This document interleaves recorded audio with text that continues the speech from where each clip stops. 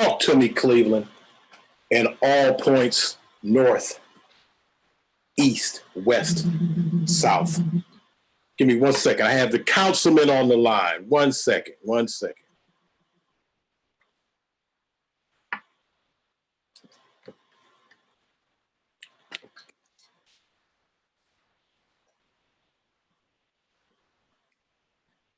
Give me a second. Councilman Conwell.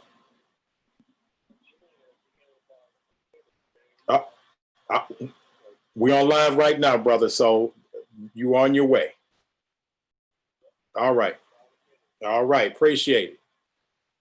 All right, that was Councilman Kevin Conwell on the line. He will be joining us. This is an important show. If he's calling me during the time that we're supposed to be on, that's what it is. We're gonna bring some my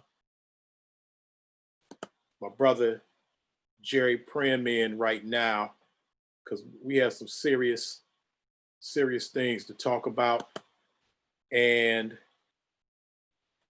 gonna get my brother in here. And what I want to do right now, before we even get to the main thing that we're talking about right now, of course, I got some things I have some other information to share, as we always do if anybody's watched the beginning of any broadcast. Right now, let's just do this.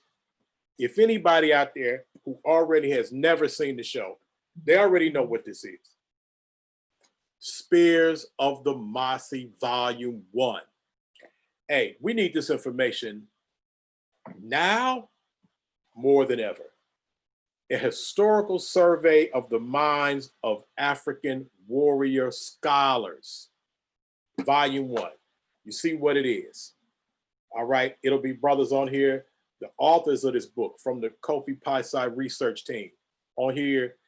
If you need to know where to find out how to get this, look in the chat. This is the book you want to get. Oh, and by the way, they have Volume 2. This is getting serious, guys. Volume 2. Here we go. That's it. From spears to pens. Again, a historical survey of the minds of African warrior scholars. Volume 2. Volume 1 and 2. Get your mind right, my people. Get your mind right. This is what we're about to do right now.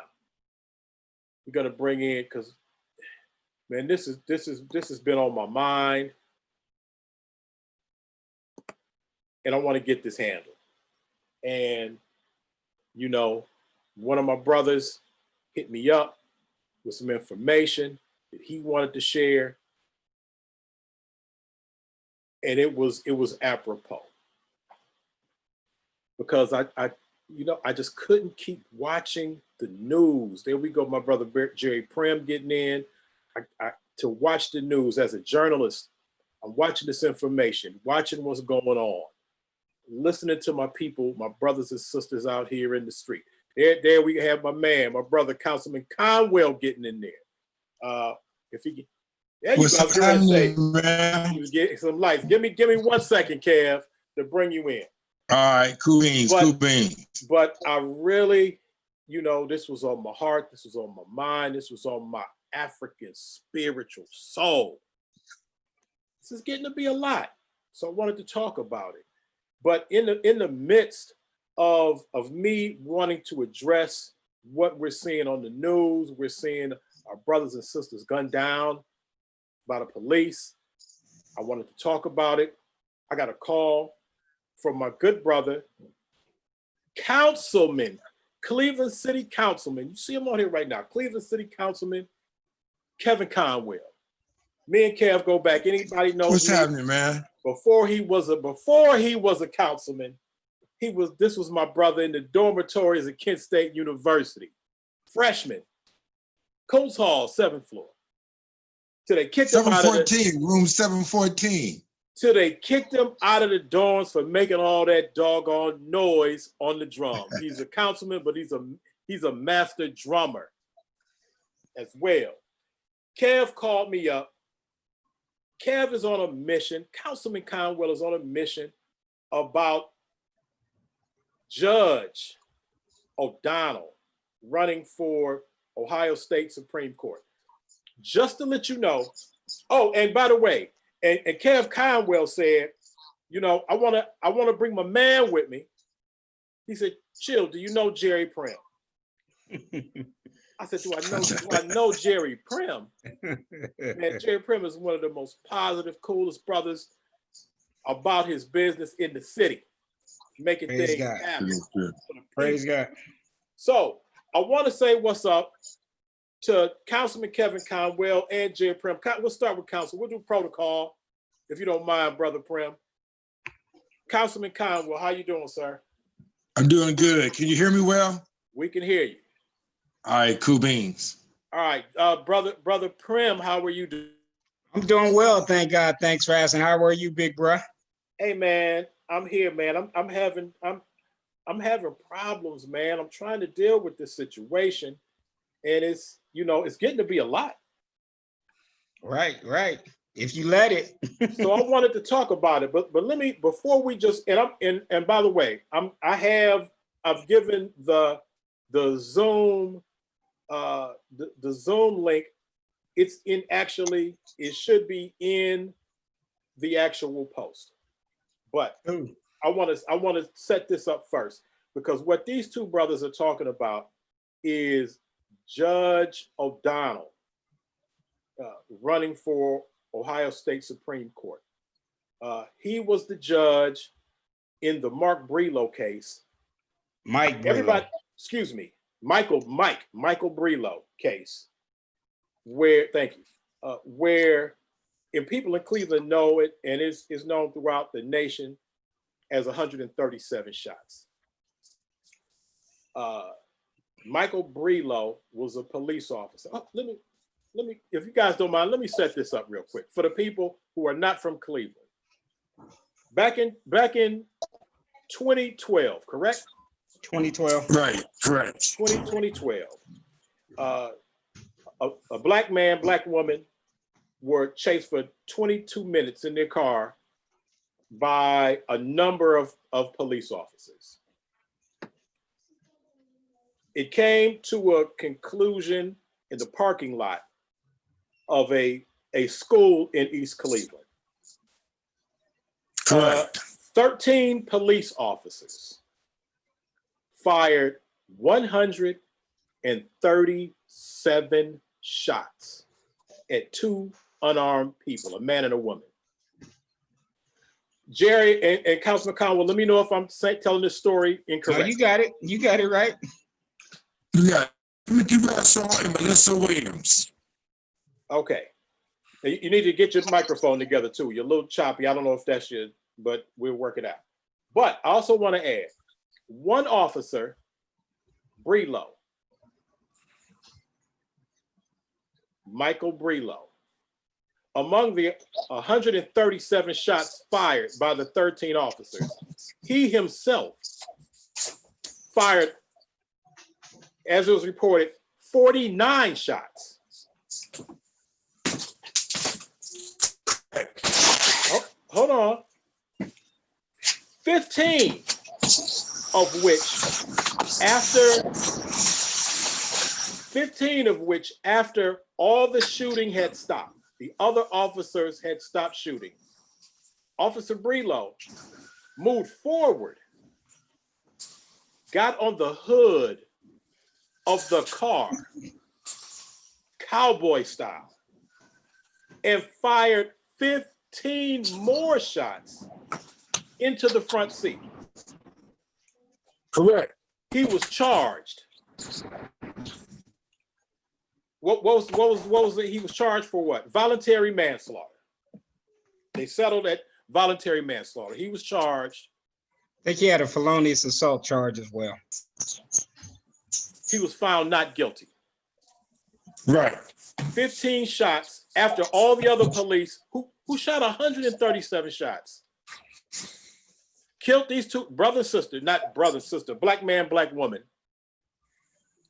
Killed them. After all the shooting had stopped, 137 shots at two people who were unarmed, got on the roof of the car, the hood of the car, excuse me, on the hood of the car, cowboy style, and fired 15 additional shots directly into the front seat. Was found not guilty. The judge on the case is the reason that we're here right now. At this point, Kev, Jerry, whoever wants to take it from here. And let me say this.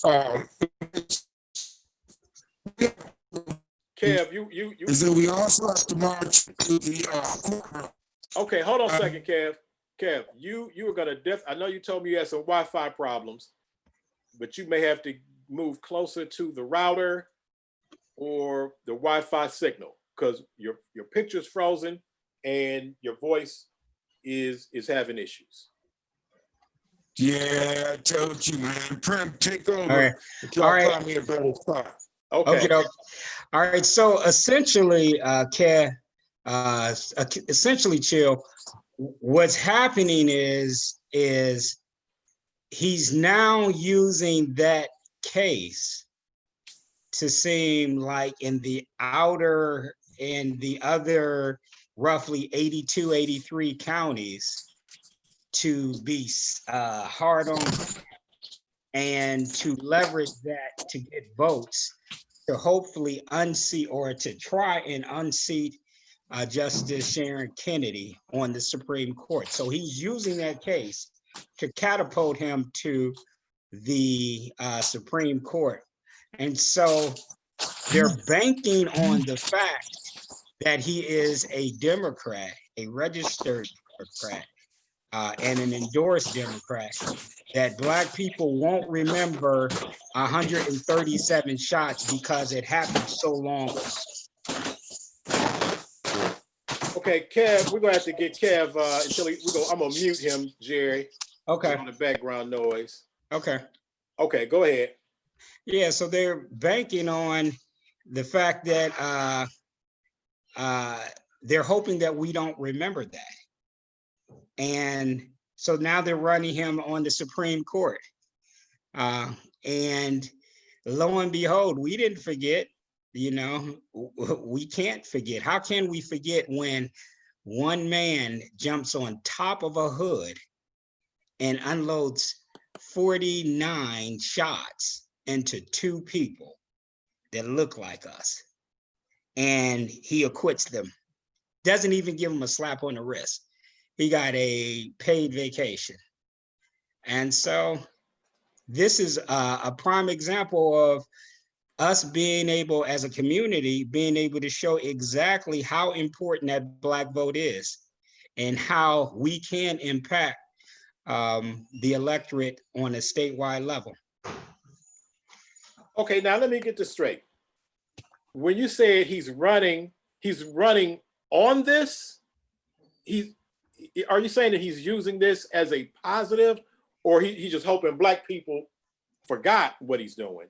He's hoping that Black people forgot what he's doing, and then part of the narrative is in certain counties, like you got to realize there's only really two predominantly Democratic counties, and there's roughly a high population of Black people in about 5 counties. There are 88 counties in this state. So if you seem tough on crime in the other 82 to 83 counties, then you can leverage that. You don't even have to say it. Somebody has to say it for you. Right. Yeah, so in the back of their mind, they've implanted that this is an individual who's tough on crime, and the other 82 counties. And so the interesting thing is, does that answer your question? Yeah, no, but go ahead and continue, bro.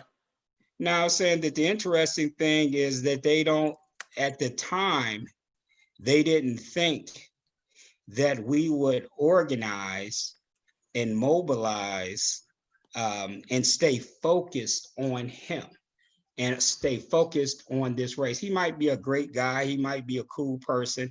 I don't know, because he didn't make himself available to us.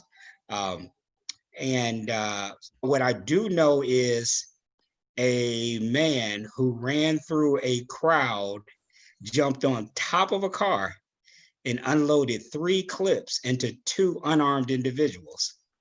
And somebody let that person go. And it was this judge. And so let me see. I don't know if Kev has it. Let's see. Kev, do you have your microphone together now? It should be together. Can you hear me better? We'll see. It sounds good so far. You're a little in the dark though, but we can hear you. I mean, yeah. You're still a little. We'll see how it works, Kev. Say something else. It's still not difficult. It's raining also. You're in and out. Let's try it one more time, Kev. Let me hear what you're saying. All right. You know, here's the thing. When we march, also, people were marching. Some of the African Americans were inside the courtroom. Isn't that right, Primm? Absolutely. And this is what the police do. They try to bench because they didn't want people like Jerry Primm or Kevin Conwell or Kevin Hurd to be jurors. Jurors. Okay, so you try to bench. Here's the secret, Kev, and you do that. The CPPA, the Cleveland Police Patrolman Association, they give money, campaign contributions to the judges. They give campaign contributions to them. So O'Donnell and other judges know not to convict because politics is a cash game. They know not to convict the police officers or they're going to catch it. And the police officers, they have a strong union around the state of Ohio, a strong union. So what we must do as African Americans, when these shots are fired or our people are murdered, instead of just marching.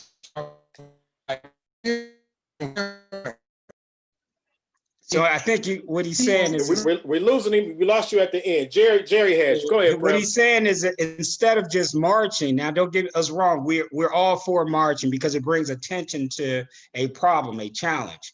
But when we march to that ballot box, now we've held for what you did. Okay. Now, and so instead of just I'll say you went froze for a second. I'm like, don't you go freezy on me. But right. Nah, a spectrum today, baby. So now I do want to say this for the people watching right now. We're gonna, Conwell and Councilman Cleveland City. This is a Cleveland City councilman on here bringing this to the light that he wants to block another Democrat from gaining an office. So, but if anybody knows Kevin Conwell's story, not out of his character to stand up for his people, for Black people, for the people of his ward in the historic Black Glenville neighborhood. People around the country, historians will remember Glenville from the riots back in the day in Cleveland. What year was that? The Glenville riots? In 1968, July 23rd, 1968. 1968 riots. They were tearing the city down, but it got started in the Glenville neighborhood that Kevin Conwell is now obviously he wasn't there in 1968, but I do want the people to know that when we finish talking to Conwell and Councilman Conwell and Jerry Primm, we're going to open this up just to talk about what's going on throughout the country and police just continuously shooting Black people down, most times unarmed. And I just really want to talk about this and give people's perspectives because we have people from all over people from Cleveland, but people from over the country. My man, one of the authors of the Kofi Piesie research team, one of the authors of Spears 1 and 2 is already waiting to great book, man. That's a great book. Hey, Kev, talk about it. The people need to know about this. And they in the chat, they'll let you know where you can get a hold of volume 1 and 2. So, you know, they're leaving information in the chat. But we're going to talk about. Can I finish saying this? Go ahead, Marching talk about it. Marching is great because it shines a light on it. But we need to be in the courtroom also.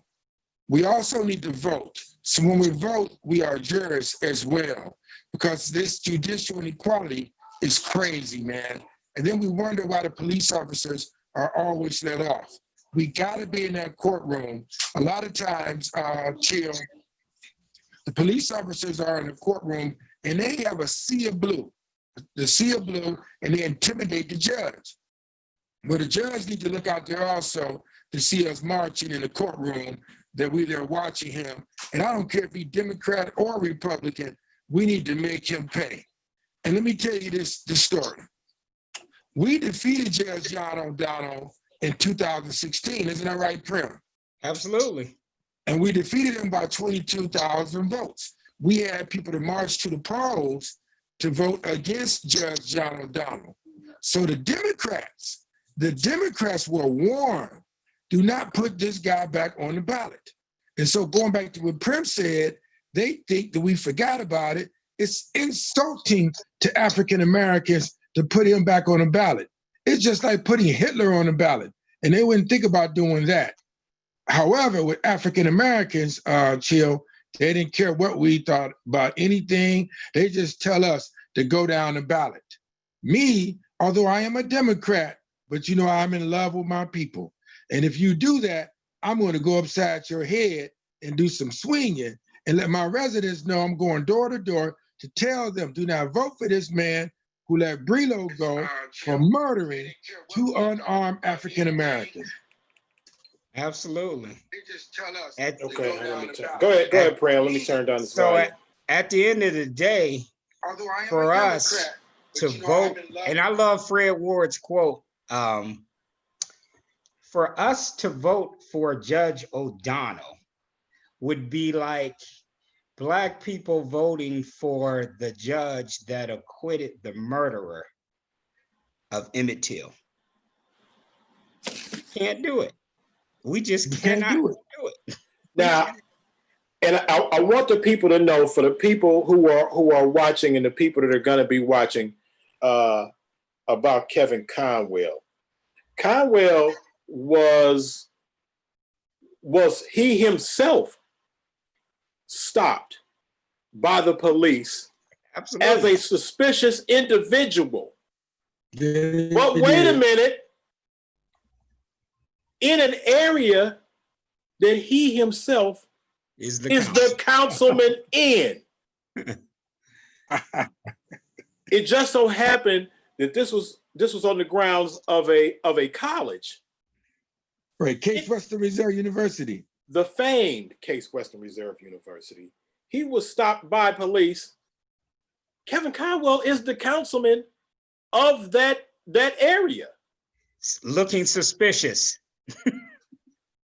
And he was not, and Kevin Conwell, Councilman Kevin Conwell, was not quiet about it. Not even close.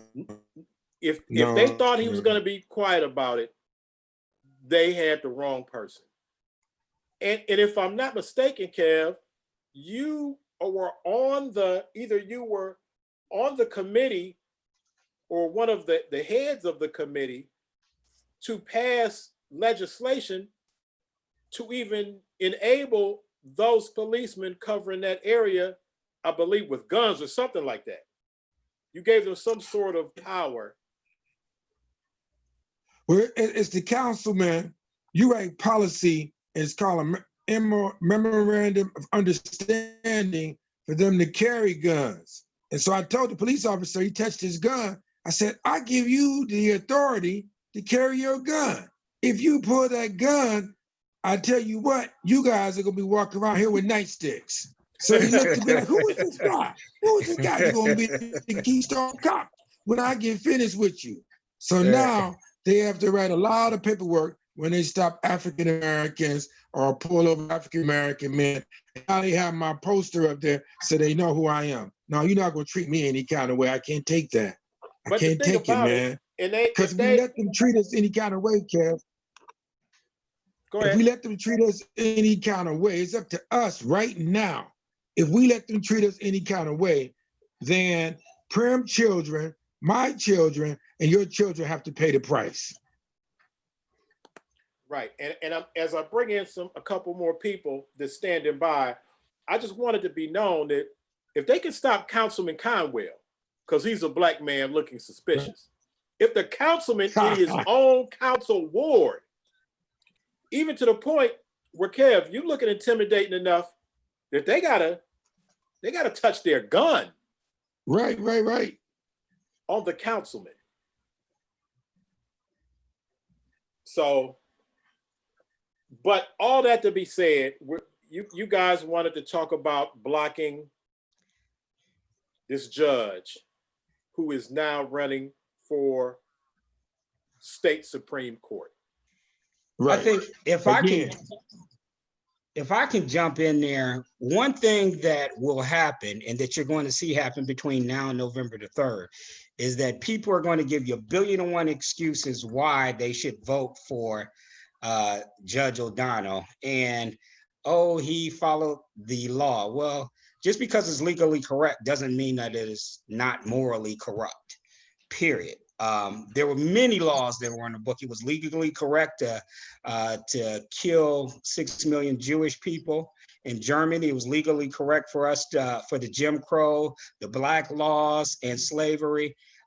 It was legally correct, I guess, according to the way Judge O'Donnell did that, but it was morally corrupt. There's no way in the world you can pay me to believe it. So nothing that they can say, nothing that anyone can say to me will make me vote for Judge O'Donnell or stop me. And for the record, I'm not being paid 1 penny on this campaign. I'm not being paid 1 red cent. This one is just about what's in the best interest of the people that look like me. If we don't do anything else this election cycle, we have got to remember, do not vote for Judge O'Donnell. Now, Conwell, Jerry and I, Brother Jerry Primm and I were talking earlier about how you ride for your people. Right. And how part of your power, Councilman Kevin Conwell's power, is that he owes no one other than those black people, his constituents in Glenville. He is supported by those black people, those brothers and sisters in the Glenville area, 110%, which gives him the autonomy. And this is not the first time. The first issue that Kevin Conwell has jumped out there on with no fear. None. Hey, and let me interject. Like Councilman Conwell, I grew up in that neighborhood, so I'm down there often. And it's not uncommon for me to be in the Glenville neighborhood and just to see Kevin walk, period. Walk in his neighborhood and engaging with the constituents in that neighborhood. That's one. Two, I remember one time Kevin and I were down there, we hear gunshots. And now that I think about it 2-3 years later, Kevin's like, all right, man, let's go find out where those shots is coming at. And I'm thinking to myself, I don't have a gun. I don't carry a gun. But Conwell just wants to go make sure that his constituents are safe. And so he's that kind of councilman. And then when it comes down to nobody does this, when he will break with the norm, and let me just put it that way, in order to bring a message that's in the best interest of his constituents. So a lot of people will just like turn around and hide, and they won't do like what Councilman Conwell is doing on this campaign right here. They'll say, I don't want any part of it. Councilman Conwell is saying, no, we are absolutely going to hold this individual accountable. And I am going to write a letter and I am going to knock on doors. For that, and sign his name to it. All right, Kev, we losing you again, bro. Yeah, and he signs his name to it. So he's not just writing a letter and doing it anonymously. He's writing a letter, knocking on 5,000 doors himself, and then signing his name to that letter, which never happens. All right. Now, before we move on, outside of, can you guys hear me? let's give it a shot. Go ahead, Conwell. All right, here's the other thing that Primm and I did, and some of the bishop, a bit like Bishop Ward. We met at a secret place for the Tamir Rights case. And we went after Prosecutor McGinty. Nobody goes after a prosecutor. And we were able to pull him out and take him out to make him get undefeated. That was structured. And that was the first time in the history of the United States of America that a prosecutor had been taken out for failure to kill for failure to prosecute law enforcement who killed a Black person. It was the first time in the history of Cuyahoga County that an incumbent prosecutor had ever been voted out of office. First time. Kevin Conwell is, as a councilman, people talk about politicians all they want to, but there's politicians, and then there's Kevin Conwell. So, you know, this brother just told you he had to meet in secret to plan this one. That's probably why he's in the dark right now. Hey, no, but we stand with Kevin. Oh. Don't even smell his way. Yeah. Even blink his way. Everybody knows that, you know, we ride for Councilman Kevin Conwell. And, you know, to me, he's that same brother that sat next to me at Kent State University, the Pan-African Studies Department. And he can be a politician all he wants to. To me, he's a drummer. All right. He's a drummer.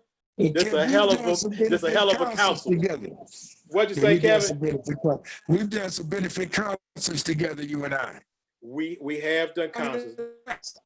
There's times when I've come out of retirement and kicked rhymes with a band, and I went and grabbed Kevin Conwell, said, let's throw a band together, bro, and let's go ahead and rock. And he's always there for me.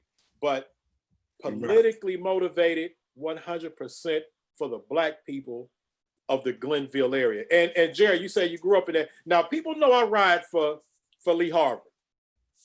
But I grew up, I was born and came up in the Glenville area. Right. I didn't know that. Come on. That's good. 93rd and St. Clair before we moved to Lee Harvard. Right. Yeah, on 93rd and St. Clair. 108th and St. Clair. I grew up with Bone, Steve, Stan, you know. Yeah, Stephen Stanley. Right. Better known as lazy and crazy. No, that's lazy and Steve is lazy. And flesh is Stan. It's Stan. Flesh and bone, lazy bone. Yeah. No doubt. I just lost my brother Adam Morgan. I wish he'd have stayed on, but we're gonna let you guys one more time shout out, you know, what you want to say about and we're gonna go ahead and start rocking out with these other brothers. Okay. Well, the main thing I would want to say is just do not vote for Judge O'Donnell, period. No matter what they tell you, and they're going to come out the woodwork, no matter what they say, do not vote for Judge O'Donnell, period. I'm not putting a commercial on for his opponent.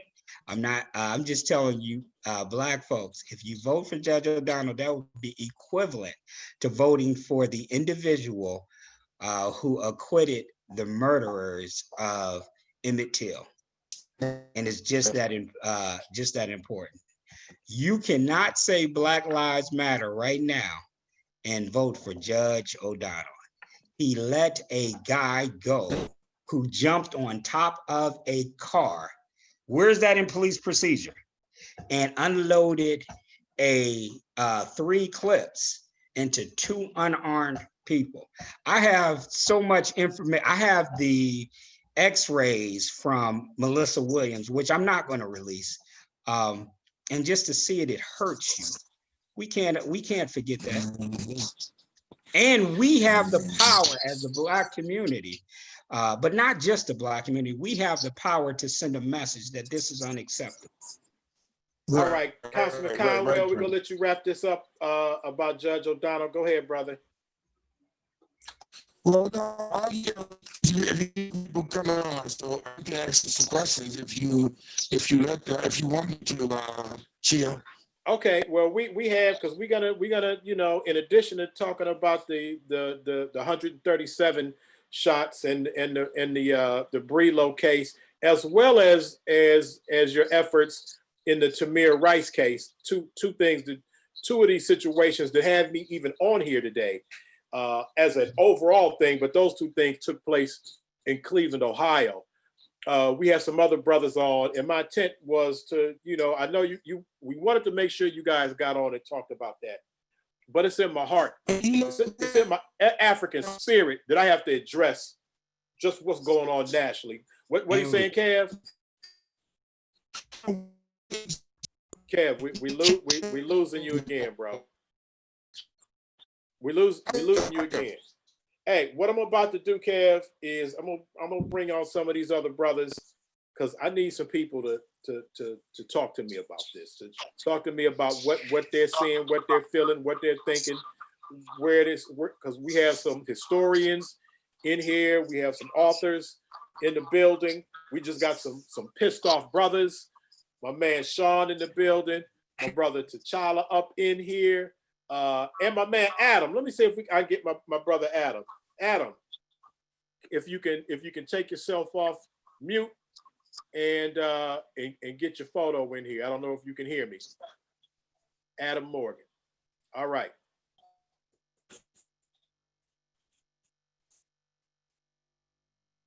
Do you have volume? Okay, he keeps unmuting and muting. Come on, Adam. It's not your first Zoom meeting, brother. All right, Adam. Okay, I think we have him unmiked. Adam, can you hear me? No, he's still. You work it out, Adam. We're going to the brothers from the 1 and 2. We have two of the authors in the building. So, brother Sean, Sean Kalfani, brother T'Challa, I talked to brother T'Challa the other day. We got it in on some other, you know, martial arts stuff. But I'm glad that y'all showed up. And just tell me, I mean, I know we just got through talking about, you know, what we're dealing with in Cleveland, but this is happening all over the country. And it's not new, but it's new to a lot of people who have recently been unaware that these activities were taking place. So, Sean, brother T'Challa, somebody, what are you thinking about? What's on your mind? What's your vantage point? What's the climate? First, I want to say ETM Hotel, that's welcoming peace. Rennie Sean, that's my name is Sean. I'd like to thank you, Chip, for having me on the panel. Peace to all the brothers on the panel. Hotep, T'Challa, and Chill for always having us. Thank you for supporting and representing Spirits of the Mosque Volume 1 and 2. And next, peace out to Ladosha. I want to say, real quick, you know, I want to, you know, take this time to like honor my cousin. She passed last Friday. You know, she died in her sleep. It's kind of tragic. It's hard blowing, but you know, it wasn't nothing COVID related to anything like that. So, you know, we're dealing with that. We'll deal with it tomorrow and for the rest of our lives. It's kind of a big blow to our family. With that being said, man. And my condolences on that, bro. Thank you. Just kind of, you know, been sweeping it under the rug a little bit, but you know how people grieve a little differently. Right. So I've been trying to stay busy, write, read, work, stuff like that. But the climate is similar to what it has always been when you're talking about a Eurocentric point of view on how to kidnap, enslave, and brainwash a people. This goes back into the earliest years of American history and its creation or its inception. And we have to understand and acknowledge that. We have to go and we have to look at history to see how the behavior is of such. Now, I'm not putting it all on the Eurocentric thought. We're dealing with something that has been a major issue for us for quite some time, and that time is, I think that's Adam. That time is Okay, when let me get Adam together. our earliest ancestors being brought here against their will, whether it be in South America, Central America, or North America. Specifically North America speaking, since it was the, kind of the tail end of things that happened over here in the West. So when you look at the African in America's experience with uh, slave raiders, so to say, or slave catchers, so to say, this was pretty much the same behavior. Um, you were given a badge or a seal of of approval to go and hunt people who may have wandered off and tried to escape, run, or find their freedom. And psychologically, they told us that we were crazy for trying to run and find our freedom and not stay put and take the punishment that we took. So when they fled, they were tagged or deemed as psychologically sick in the head for running. So with that type of a behavior sets a mind frame of how your worldview now is set, right? So let's go directly to Kenosha, right? Let's go deal with that. I know you talked about the incident with the police dumping the bullets all in the car to people. That was like, oh man, you know what I mean? That was Tamir Rice, you know what I mean? All these things that are happening, Michael Brown, Floyd. So it's so many incidents. Eric Gardner. It's so many now. It's so many now with the names, right? Right, that's going on. It's people that we haven't even mentioned or Right. got to know because other things have spiraled out of control or ran rampant in the media. So real quick, what we're dealing with is racism, white supremacy in a bubble. Racism, white supremacy is vanguarded and protected by police, whether people don't like what I'm saying or do like what I'm saying. This shield defends racism, white supremacy to the core in order to uphold the supremacy of a people over another. You have to have things in place to be able to dictate your power over another. The police are their female dogs. In the sense, I don't want to cuss on the show. I'm just going to say they're the female dogs in a sense. So white supremacy has been built on control, power, manipulation. Who can we use to help us rule over everybody else? We can create a police force. This police force will infiltrate the minds and the hearts of the people and govern according to our bylaws. Period. This is what we're looking at. So if we want some type of justice in any of this massacre that has happened or the atrocities that have happened to all of our people, we're going to have to get them, as Unc always said, via check. That needs to be cut. And I'm gonna stay right there. All right. Brother Sean, I always appreciate you, and please hang around as we continue this conversation. And I'm proud to say that we have another brother, Bubba, in the building. Another one of the authors of both of these two books. Again, even Councilman Conwell just said, "Man, these heavy books." I've shared this information with the councilman, so we steadily on it, and we have some information about Volume 3 that's in the works. We have an announcement coming soon about that.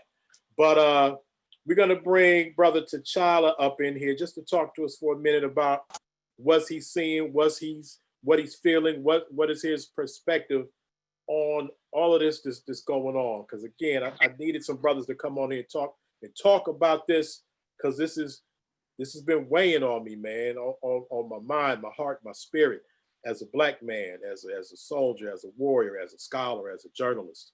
So talk to me, King. First of all, peace to everybody on the panel. Peace to everybody that's tuning in and that, will be tuning in the archives. We personally really appreciate you, Kev. I've been doing my research on my own, seeing pretty much just how big of a deal you are in the community. I know like you said, we had a good bill, off air on our thing, you know what I'm saying? Right. Which it is related to what we're dealing with. Because from my perspective, and, people can feel how they feel, we all men on this panel. Your son, your daughter, your brother, your uncle, your niece, whoever, gets shot in the back 7 times, has several officers kneeling on their neck, sleep in their bed and the officer run up in their house. Your nephew is jogging, gets hunted down because somebody don't like the way he look and the color of his skin, by people who are trained with their hands to handle people, supposedly to do what? Serve and protect. But it sounds to me like what our brother Sean was saying is to enslave and punish. As a man who takes pride in handling himself to be able to defend his peace and his home, I think you a flat out sucker if you can't handle yourself without having to resort to such tools to just exterminate life based on the color of their skin. It's unacceptable. It's been happening. And it's a problem when you basically give them the 007 license to kill to just do whatever they want to do. I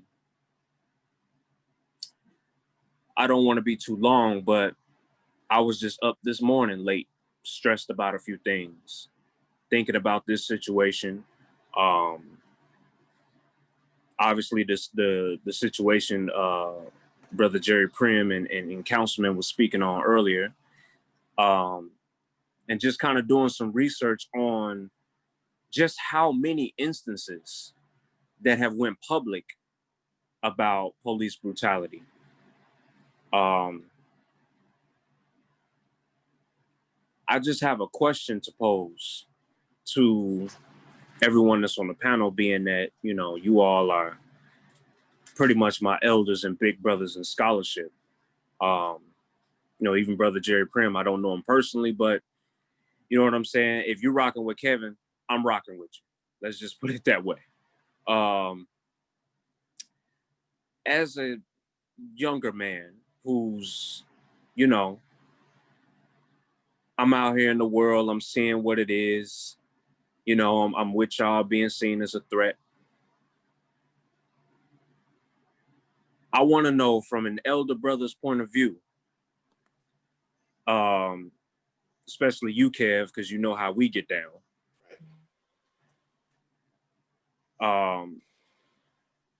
Aside from me doing my discipline and meditation and things that I do at home, how do I navigate this world? Right? Knowing that I can handle myself without losing my life and endangering my family and those around me. Right? How do I navigate and not bring the angry Black man in the same fashion that they're bringing the angry white man? Right? I know this. I know, Brother Primm, he ready to tag me in, Coach. Tag me in. But I just want to, what obviously you want to be diplomatic. You don't want to necessarily, you know what I mean, just buck back and be like, but I asked another question and I'll leave it alone. If it was my family member, the world would know this face. I promise you that. Because just is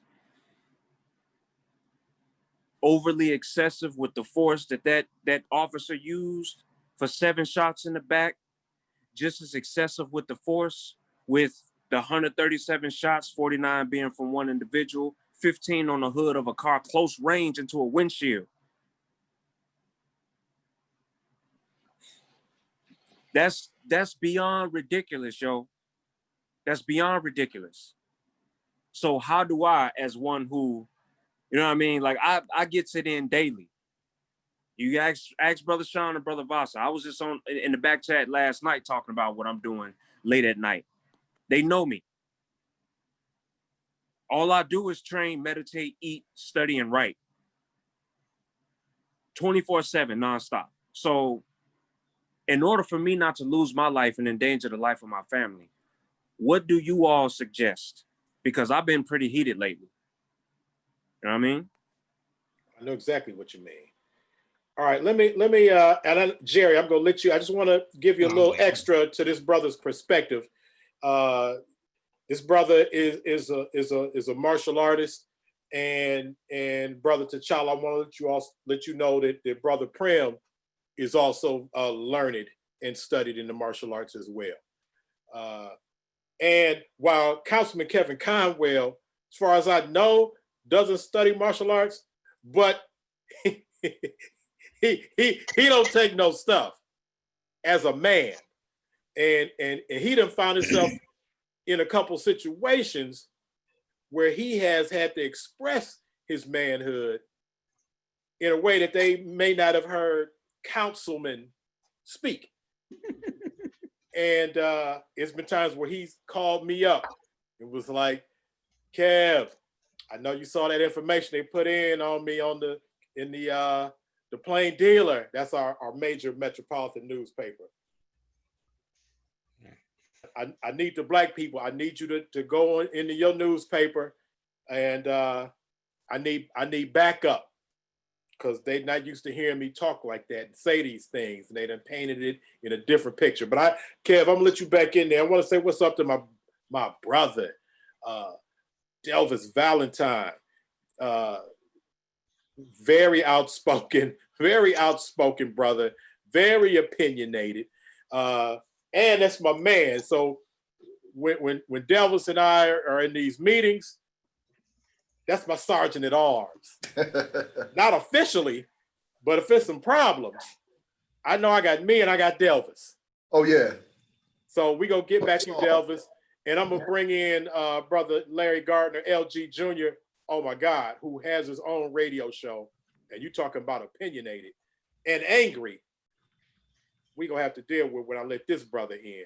But Jerry Primm, you heard what he was saying, and you know what he was saying. You know where that was coming from. Absolutely. And I saw your hand up. Right. Absolutely. First Go of ahead, all, take your turn. First of all, I would say is, one, we don't want to lose that anger. We don't want to lose that energy. We want it. We need it. We need to feed off of it. As martial artists, we're trained to meet and overcome any obstacle in our path, right? But the reality of it is a lot of stuff that we're trained to do is felonious assault. Let's just keep it 100. We use it. We are absolutely going to jail. Make no mistake about it, right? But what you can do is take that from a physical vantage point and use it on a very spiritual vantage point or a political vantage point. If you notice, I didn't say anything. I'm trained as a martial artist. When I see a punch come at me, I meet it, right? If it can actually hit me, I meet it, period. And I'm gonna stop it, period. Just like any other martial artist, right? I'm either get out the way, redirect it, or I'm gonna hit it, right? So I stayed focused on one thing, which was what? John O'Donnell. Judge John O'Donnell. That's it. That's martial arts 101 right there. I didn't look over here at the magic hand that they try to throw at me. I didn't follow the rabbit that went down the street. I stayed focused. So that's how we do that, right? And then two, what I do is I literally sit and I study. It is nothing like an educated, disciplined individual. You can't even study martial arts. You won't last 6 months if you don't have discipline. So there is nothing like an educated, and education does not equal college degree. Make no mistake about it. There's nothing like an educated, studied, disciplined Black man, right? And so study stuff that are examples of how we actually made civil rights goals that we accomplished in the past. Read a letter from Birmingham jail. Read a unexampled courage about the Isaac Woodard case and see all of the people who helped to meet and overcome those obstacles. When I walk into the room, I'm like extremely excited because I built bridges because I've studied. I built bridges with other communities because we cannot do it ourselves. We can't do it ourselves. I go to these boring meetings, super boring meetings, right? Because I have to build relationships in order to help people who look like us. And I don't make any apologies for it. I'm for what's in the best interest of the Black community. First and foremost, I'm Black. But study examples. And then you'll see, like, one thing that they did a really good job of was disconnect us from our, hold on. Did I hit the mute? No, now you hit the mute. Okay. One thing they did a good job of was disconnect us from the people who actually made real life civil rights. They moved obstacles that are in our path. They didn't teach us to look at the history of, like, did you know that in the very first civil rights, major civil rights case in this country, Orson Welles was the one who brought the attention to it so that they could find the police officer. Remember back in 1946, we were talking about police officers, right? And I'm not anti-police for the record, but they were talking about the sheriff that beat Isaac Woodard, Sergeant Isaac Woodard, over his head and then took his ass baton and gorged out his eyes, right? They couldn't figure out who this person was. Orson Welles was the individual who put it on his radio show, who put it on his radio show that caused the leads to come in to tell them exactly where that was. We have to build those kind of relationships. But until you read a book like Unexampled Courage, how do you know what they did in the past to make these civil rights, to meet these civil rights goals, if that makes any kind of sense. Right.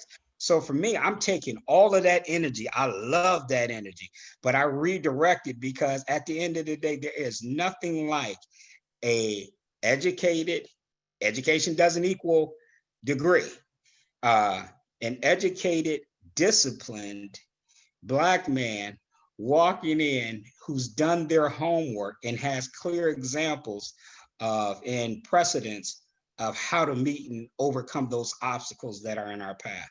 I love it every time I walk in a room, and I'm a digress. I sit still now. All right, now I want Larry. I see you with your hand up, and let me tell you, Larry Gardner might be the most pissed off man in Cleveland, Ohio. I just want y'all to know that. When y'all see that he's smiling now, but that ain't how, you know, he normally got like a real scowl on his face, and he'd have been kicked off of Facebook, the FCC.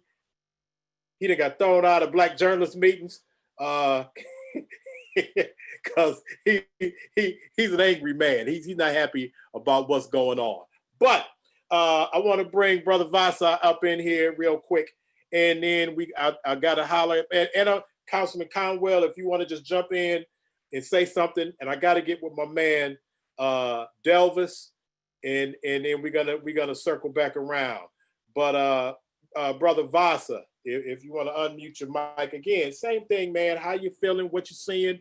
What's the climate? What's in your spirit as a black man in America right now, seeing all this that we are dealing with time and time and time again, from history to right now? Peace, gentlemen, and listening audience, and thank you for the pleasure to be here at the moment. I'm blown away just listening to you, gentlemen. To be honest, I'm really enjoying listening to you, brothers. My feelings towards this climate can be expressed in the chapter of my uh, part two of these series that we're putting out with "I don't want to hang here anymore," which was, an indirect way of attacking the word lynching and hanging.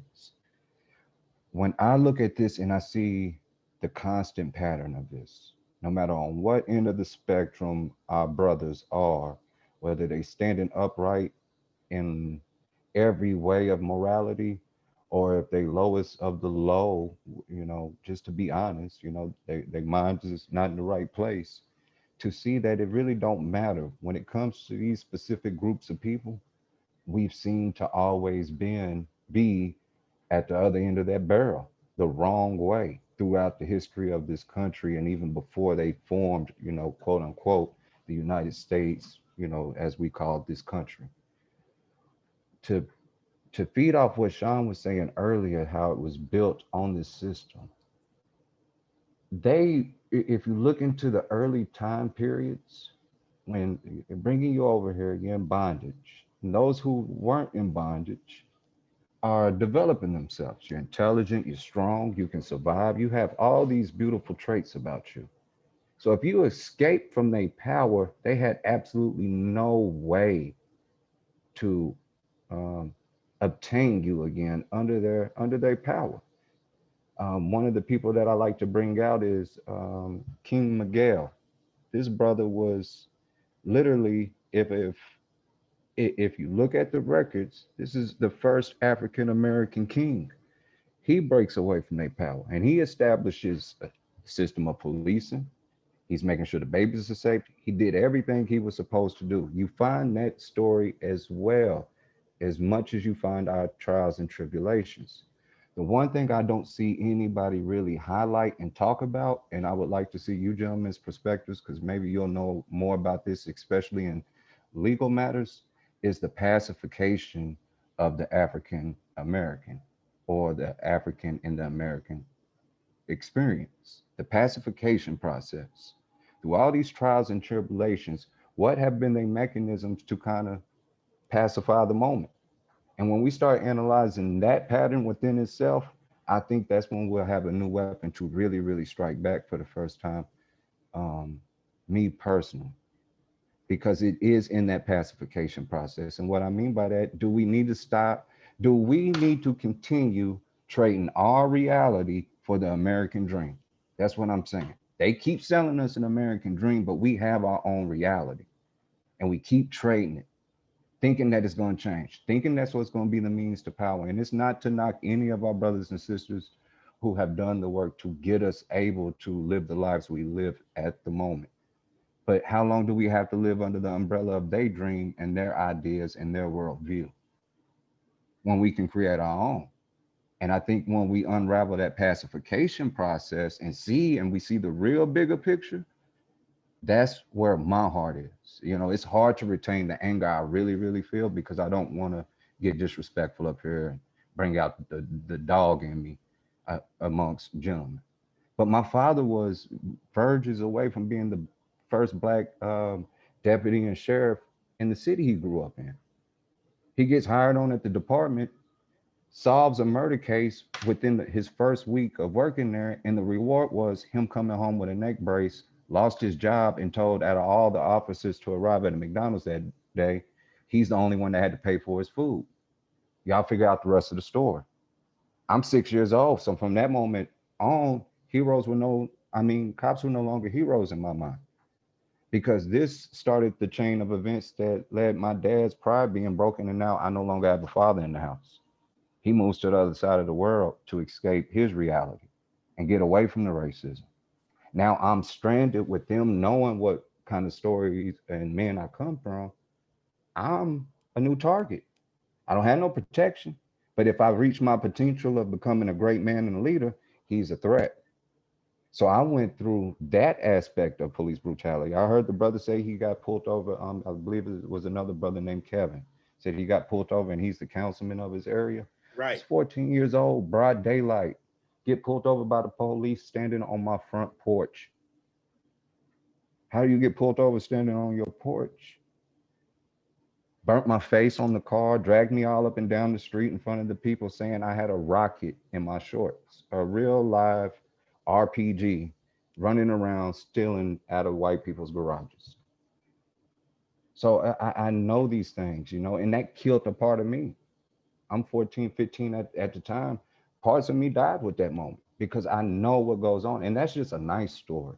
So I got a lot of anger behind this. But one thing I do really want to see in my lifetime is a thorough body of work for us to look at within these next generations of our pacification process.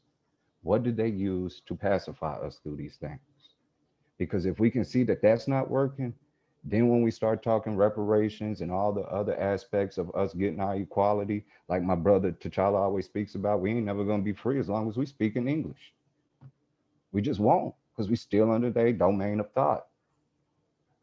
You know, so I want to branch into those conversations because it's easy to highlight when we're disconnected, and what I mean by disconnected is we have our warriors, they shut us down, then we got to restart with the next generation. And often they have to do it on their own. By the time they catching up to be aware, they already in their manhood, and it's too late to know all the things you should have known. So we keep losing in that loop when we look at the mass numbers of our brothers and sisters. I'm not speaking about you individuals, but when we look at just the norm, that's kind of where it is. You know, that's why we say you conscious, you woke, and these little things we say amongst ourselves. Oh, he gets it. Oh, she's up. She right on, sister. You know what time it is. That's where those little moments come from. Right. So if we looked at that pacification process and we, you know, we really, really analyzed the back end of not what they did to us, but what they did to make us kind of forget. What did they do to make us say, oh, okay, we'll get over it? And if we can look at those and weigh the two and say, well, what they giving us is worth no longer fighting, no longer being mad, no longer saying we ain't gonna take it, and someone can convince me that that's worth it, then all my anger will dissipate. But until then, it's middle fingers up towards them. That's just how I feel. How many times we got to see it? So I don't want to get too long with it. I was trying my best not to get disrespectful because I got a lot of anger towards it. Because you can just think after name, baby after baby. No, I feel you, brother, and I appreciate it. And believe me, I understand where you're coming from. And I want to, you know, tell you and tell brother T'Challa, man, just always be conscious of the fact that the enemy is an expert. You know, the enemy is an expert. Maybe not the followers, but the leaders. They're experts in divide and conquer. You see how they've time and time again dismantled powerful Black organizations. Most of the time by infiltration. But you know, we'll get into that. But I want to get to my man Delvis and Larry's. He like his head's on fire. You know, I like to make you smile because that brother, we're gonna get to you, Larry. We know that you got the highest level of festivity. I hear it on your radio show. Bruh, Larry, sometimes I have to call you on your show, man, say, bruh, don't let them do you like that. Like you on the air. I'm like, Larry, roll it back some, bruh. I want him to put you off the air again. Well, I'm grateful for voicing the nerve that I'm not worried. I think that one of the reasons that I'm not in mainstream media is because, you know, sometimes me and my co-host, the Queen with the Gold Mike, Jay Price, get real with it, and something has to be said and something has to be heard, you know. Right. Now, I am. hold on. LG, I don't want to interrupt you, bro, but we got to get, I'm going to go to my man Delvis next, but Hey, Kev, yeah. if you don't mind, let Larry go ahead and while he talk, let him go ahead and do what he do, and I'll just come behind him if you don't All mind. right. Okay. All right, Thank go you. ahead. He passed the mic to you, LG. Thank you, Delvis. By the way, happy belated birthday to you. And my birthday was And actually both of this you. past Tuesday. So let me ask you this, Larry. I know I hear you. I tune into your show. You one of my good members of the Greater Cleveland Association of Black Journalists. You're a member in good standing as the president of that organization. We need soldiers like you in the building. This always ready to speak their mind. That we guaranteed it as a member of the media. Although sometimes you may consider yourself not a member of the media, as an outsider of the media, but brother, you 100% Black media in Cleveland, whether you like it or not. Right. I don't know what you consider yourself as, bro. You on the radio, letting them have it all the time. So, and I hear how worked up you get over, what's happening. And I just want you to know that sometimes when I drop you a line, bro, just to, to walk you back down, is not to extinguish your fire. It's just, I want your voice to be on the air. That we need you out there. We need you in the game.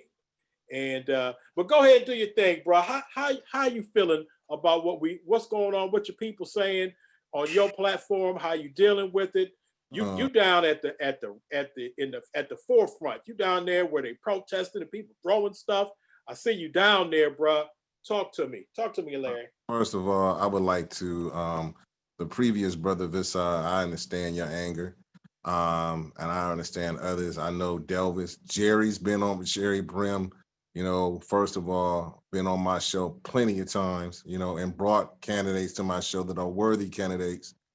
And he's always been me and like when I have talks with you, Chill, I also have talks with Jerry, and Jerry are probably pretty much know that. I'm like, he like, what's up, bro? You all right? Like, you know what? He's like, like they'll come to Jesus meetings that I have to have, and it's good to have them with brothers.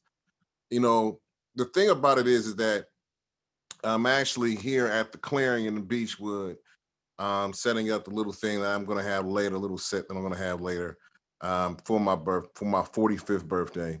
And the thing about it is, the first thing I turned on was an HBO special. Y'all probably will remember the Reverend Al Sharpton with Yusef Ferguson and the people that killed Yusef Ferguson. One of them, if getting this wrong, please correct me. And it was when Reverend Al Sharpton was stabbed. And it's like, it talk about no justice, no peace. And sometimes, the reason that I go at the enemy like I do is because of the simple fact of the matter is, for over 40 years, and you can, and for over, and my father's been doing it, and Chill, my dad. One of my So OGs. And that's yeah. Yusef Hawkins.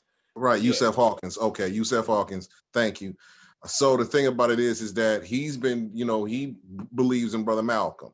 My grandmother believes in Brother Martin, his mother, late great Ophelia Gardner, who went after, Bull Connor, the real scums of the earth who want to just not eliminate all Black people, but put us in our place.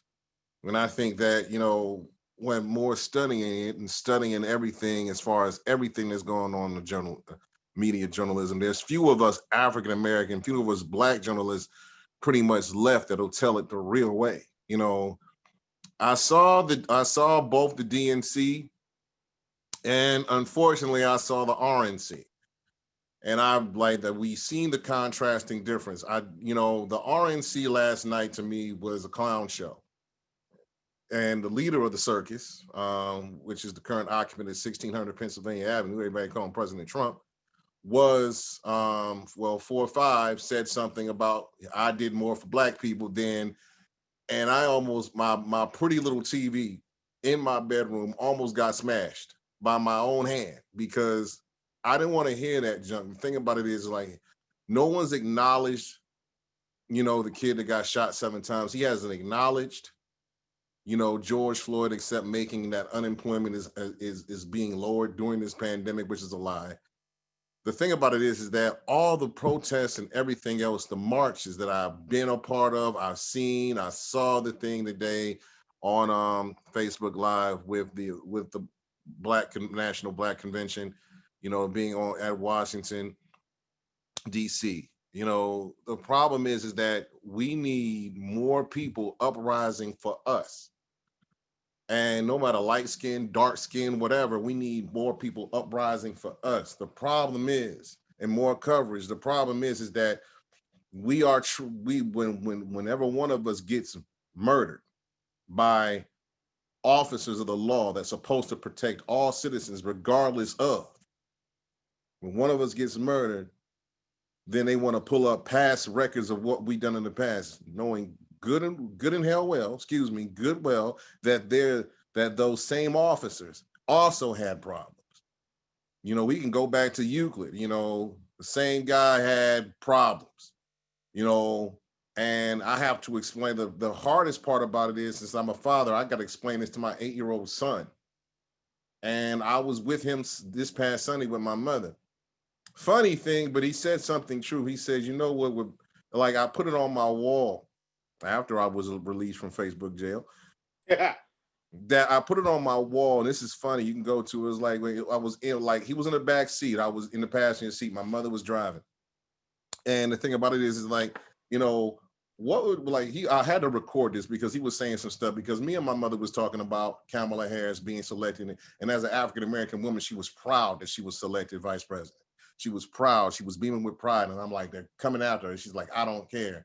And then my son, my 8-year-old, just chimes in saying, Donald Trump is horrible. And I had to turn around. I'm like, wait a minute, hold on. Back up a little bit. What did you say about Donald Trump? He's like, Daddy, don't get mad at me. Donald Trump is horrible. I didn't record it, but then he was like, what would make Donald Trump upset? I was like, what? He said, just go up to the microphone and say, I miss Obama. And as much as I love what he said, it's that when your 8-year-old son is aware, not fully, but between me and his mom, if your 8-year-old son is aware of what's going on as far as around it, seeing it every single day, and more cases have been rampant of police brutality to where we don't even make it to court. I'm like, can the brother make it to court? I'm surprised. The brother that got shot 7 times, I'm glad that he's alive, even though he might be paralyzed from the waist down forever. I'm just glad he's alive. They still hadn't arrested the cops that killed Breonna Taylor. That's gonna be a problem. But go ahead, Larry. I mean, it's to me, it's a lot. It's just, it's a lot, and it's a lot to deal with psychologically, especially when you have to raise a young child during this turbulent time. In this turbulent time, and the thing about it is, like, every single day that I get up and I have to share something on my page, or I have to do a Facebook Live, or I have to go on my show every week, can't kill. Like, the thing about it is, I'm reporting this bad news for African American people. And it's disheartening because we helped build this country. The riches of white America came off the backs of slaves, came off the backs of our ancestors. And until, the thing about it is, we'll still have problems unless we get rid of the DNA of systematic racism. And that means on all fronts, not just law enforcement, journalism, corporate America, pretty much everything. Sean say we didn't help build it, we did build it. Yeah, we built this.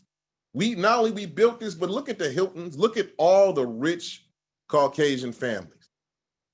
They used slaves and they built their fortunes off of our backs. And I feel like reparations should have been there. And if they said, and if the powers that be said that they can't do it, what about the stimulus checks? Y'all found a way to get those out to everybody. We deserve reparations.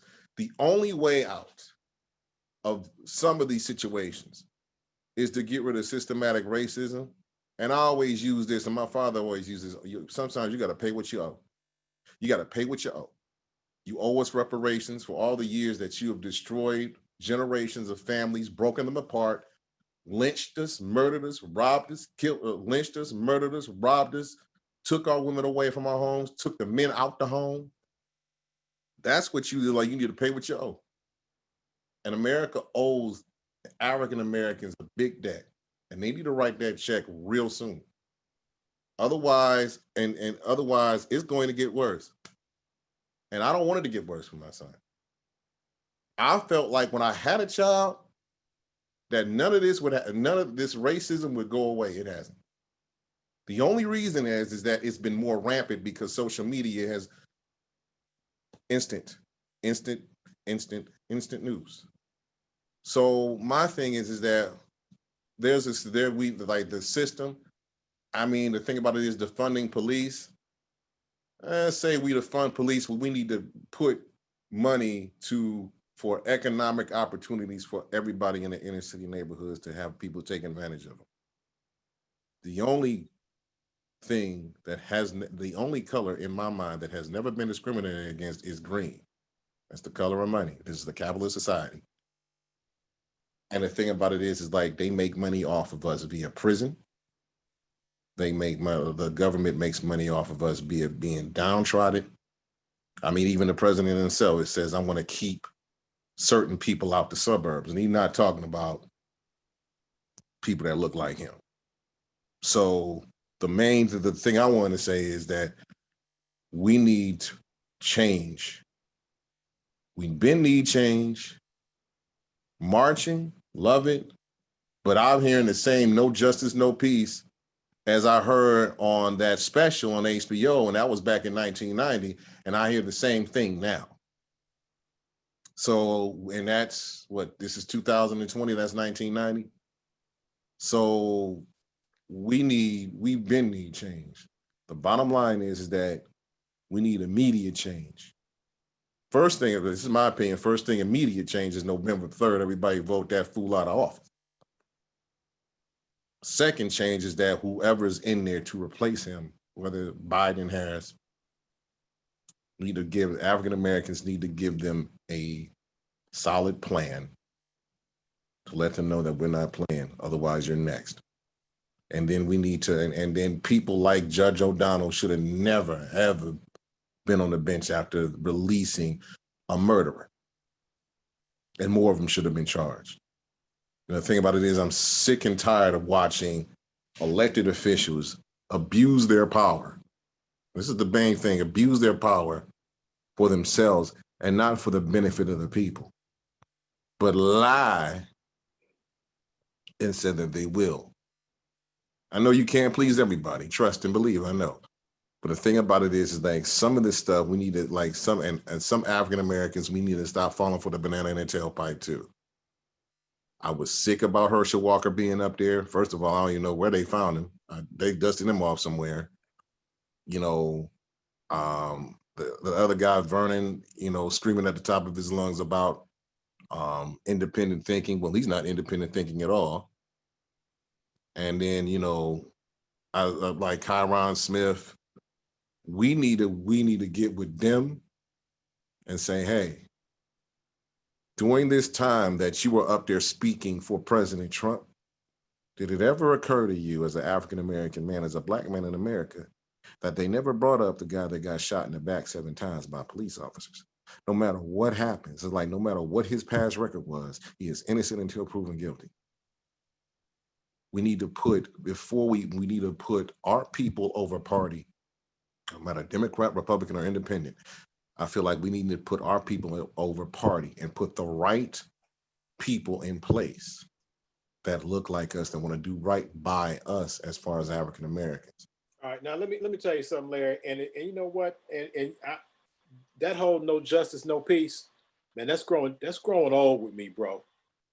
You know, because there hasn't been any justice, right? And for the most part, there has been peace.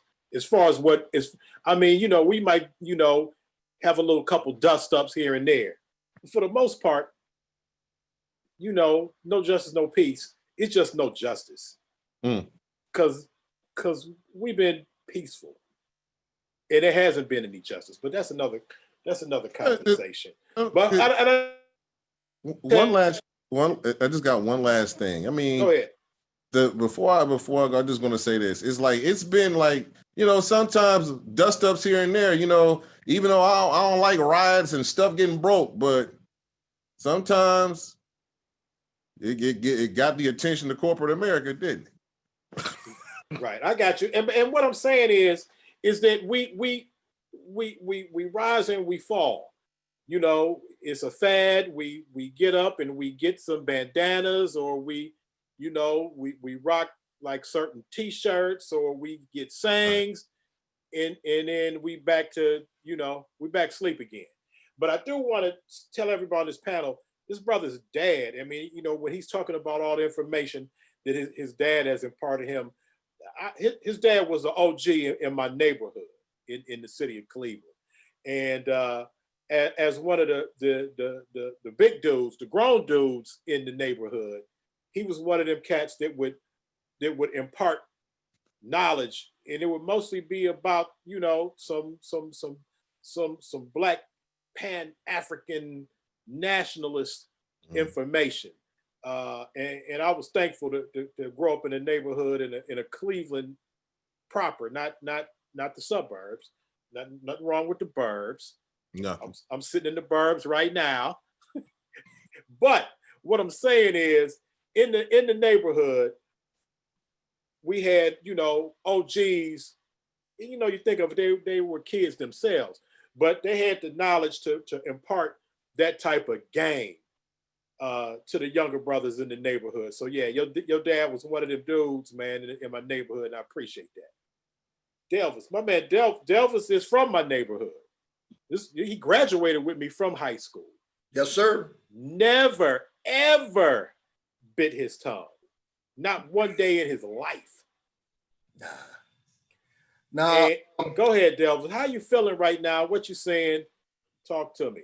Yeah, I'm not going to be too long because it's getting late, but I'll say this.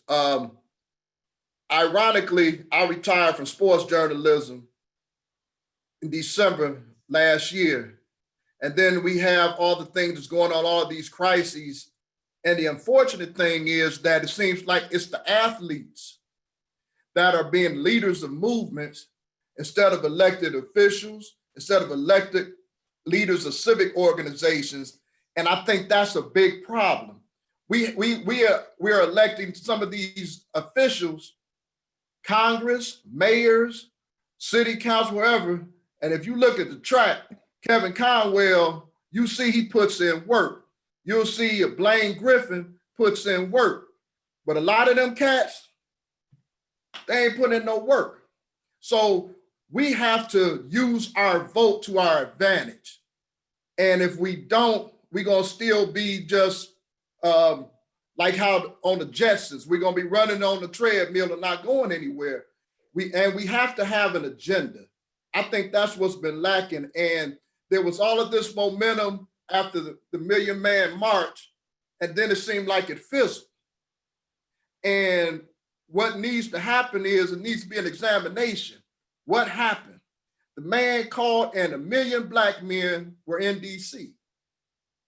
We were moving in the right direction, and all of a sudden everything stopped. What happened? And now we see the LeBron James, at the forefront of different movements. Far as, even when you look at with the NBA, they said they weren't going to play anymore. That stopped everything like what? And it got some attention. So the athletes are doing their part, but what about these leaders that we elect in government and civic organizations? Their silence means that they're complicit and they're guilty. And one other thing I have a problem with, I'm a military guy. I don't know if anybody else is. And these militia are wannabe military guys, they won't go in the military or haven't been in the military because them cats that they will be fighting have guns back. If you these militias, they go to the peaceful protest, unless it's something like what they did in Columbus. But they knew that the cops weren't going to do anything with them. They come in with their AR-15s. Cops are on, excuse my French, sissy silence. But if you think about it, the cops and the militia are on the same side. We don't know what to do. And that's why we're having so many problems with cops, which is another reason why we have to really use our vote to our advantage to get these do-nothing mayors out of there, because these do-nothing mayors are hiring do-nothing police chiefs that are being held by, you know, by the nuts, by the police unions, instead of standing up to the police unions. We've had the same two dudes leading the Cleveland Police Union for years. And they're so racist, because I tell people, if you think, a perfect example of racism is that Black cops had to form the Black Shield because they weren't getting right representation from the CPPA. That's a problem. So the law enforcement structure needs to be uprooted. It has to be uprooted, because it's too many times. I mean, you can count it. Think about it. Remember when the Black guy killed the white woman in Minnesota, the cop? He went to trial, got convicted with the quickness. It hasn't happened that many times. I mean, how many times are Black young men and Black young women, how many times are they going to keep on going through this stuff, and we're not addressing root issues such as the structure of law enforcement, which, really wasn't designed for us, but we still need to make this work, and we need to utilize our vote and get these bum politicians out of here and these bum leaders of some of these civic organizations. They either squat or get off the pot. Now, I do want to say, and thank you, Delvis, but I want to say, and we all know that real change starts with our young people. You know what I'm saying? When we do see the struggle elevate, it's not because of politician, it's not because of judge or president, or it's because some young people with some fire, with some attitude, that they tired of this, and a lot of times are fearless, are pushing the buttons. But it's what happens after that. It's the momentum, it's action, it's organization, and it's what are we gonna do with this movement? What are we gonna do with this fire? What were we gonna do when we had 1 million people at the million? I was there. I was there at the million. I mean, I was there as a journalist, and I was there as a Black man. Well, what do you think happened, Cam? Well, and I've written about this. I wrote about it before we had the march, leading up to the march. As a member of the Black media, I wrote about what I saw was there. I wrote about what happened afterwards or what didn't happen afterwards. That's another conversation, but it's planning and organization and movement and action items, not just meeting to be meeting with purpose and well thought out, at least, and plus with a knowledge of history. And that's, let me tell you one more time. I know y'all like chill, but let me tell you something. I'm gonna keep throwing up these books. All right. You gotta know where we come from, what has already happened, the real information about what took place historically, the mindset that, and I always say, we need these books are talking about the viewpoints of a warrior scholar. We don't often have both of those things together. Sometimes we have warriors and we know what happens to them at the end. Sometimes we have scholars. And oftentimes they get discredited. But it's not often that we have both of those things together. And that's why I continue to push these brothers, you know, right here for people to get down with this information.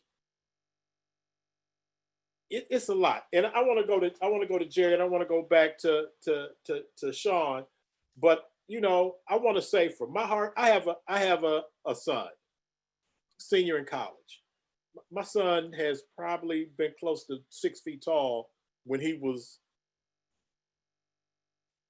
15, 14. So walking around, he looked like a grown dude. You know, and now, Delvis, I'm from the neighborhood that you from. But right now I'm in the suburbs. My kids grew up for the most part, in this, you know, they got some Lee Harvard in them still. But you know, and Jerry, you know what I'm saying, bro. Right, I do. Because we talk. Right. But you know, I mean, this story's been this day and age has to have that talk with his son. To say this is what they see you as. You are a threat, especially if you have some information. But at the end of the day, it's not even about information. It's who they perceive you to be before they even get a chance to know you. And my son is the nicest, most respectful, mannerable dude on the planet. And also a martial artist. At the end of the day, he also ain't gonna, you know, and he didn't have to, you know, do his thing at an early age. And if my son had to do that, you know, it was a situation where it wasn't nothing else to be done, because he's the most respectful, disciplined young dude. I'm very proud of that. But my point is, for us to have we have to have that conversation. We have to let them know this is how they see you. This is how they want you to react. This is what is expected of you for who you are, for your community, for your people, for your family. That sounds like Bruce Lee. For the Shaolin Temple. Hey, but for my family. And you have offended my family and the Shaolin Temple. Hey, Bruce, but this is the Shaolin Temple, right there. But yeah, but you know, and I fear for my son every day that he's out in this world. No matter what I taught him, I know what people are gonna. And he got little dreads going. Hey, I know what they're gonna see when they see him. They don't know who he is. They don't know his heart. They're not gonna care. And it's just on me. That's why I just wanted, you know, some black people just to talk to me today. And LaDosha, I see you in the chat. I know just because we got brothers on here. Hey, come on now. Grab the link. Jump in here. Need my BFF in the house. Come on, Dosh. You know, I know you cheering from the sidelines. No, we cheering you. Get up in here. So Jerry Primm, talk to me, man. If I could interject, with the work that I do politically, like one, I never wanted to get engaged ever. But this is a direct reflection of what happened in the Million Man March. Again, let me say this again. When if you Google it, Prosecutor McGinty, the Black community in Cuyahoga County takes credit for him being removed from office, right? I was responsible for the Black community. This was an opportunity for us, all of us, to vote out a prosecutor who failed to indict a person who killed a 12-year-old boy. That was awesome. That was the very first time it happened in the history of the United States of America. That's a direct reflection of what happened at the Million Man March, to go back to our community and organize. and to hold people accountable. And we held them accountable to like a monster. Additionally, in 150 years of having Cuyahoga County, that was the first time that and the only time that an incumbent prosecutor had been removed from office. Okay, Jerry, are you trying to tell me that we removed McGinty because of the Million Man March? Hold on, look, I'm telling you that I was at the march. I was at the I march. walked from front to back to that back march to was front. a long way away from Tamir Rice getting shot. No, hold on, look. But in space and time. But we spent time, like, so for what energizes me was going to that march. When you look at what I did with my children and me raising my children, I got my son turned down Harvard, Princeton, Yale, Columbia, chose to go to Brown and graduated. Got another son that just graduated from Baldwin-Wallace College. Got a daughter that just is a freshman at Spelman College. Good kids too, by the way. You got great kids, man. Praise God, praise God. But when we look at it, I took that oath that we all took at that march seriously. I took it very seriously. When I come back here, you know me. Everything I'm about is about holding people accountable, starting with myself. And that was what you done fussed me a couple times. Right. Hey, look, you know, Kev, I'll call you in a heartbeat. You done fussed me a couple times. Right? I'm like, hey, look, not just them, judge for yourself. Go after, if you smell like you are adverse to the Black community, that's what we agreed, right? At the Million Man March, right? That we were gonna hold people accountable. So if you're adverse to the Black community, you expect to see Jerry Primm right there, like, hey, what's up, right? From Judge, I did the last time that Judge O'Donnell ran, I did the campaign against him. Tim McGinty did that one against him. Judge O'Donnell again this time did that one against him. Judge for yourself.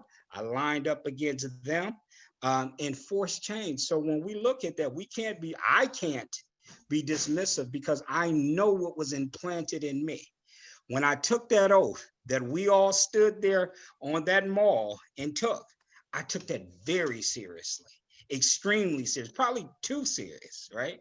Because at the end of the day, I ain't backing down. I'll be like, eh. So that's what I had to say about that. Sean, how you feeling, man?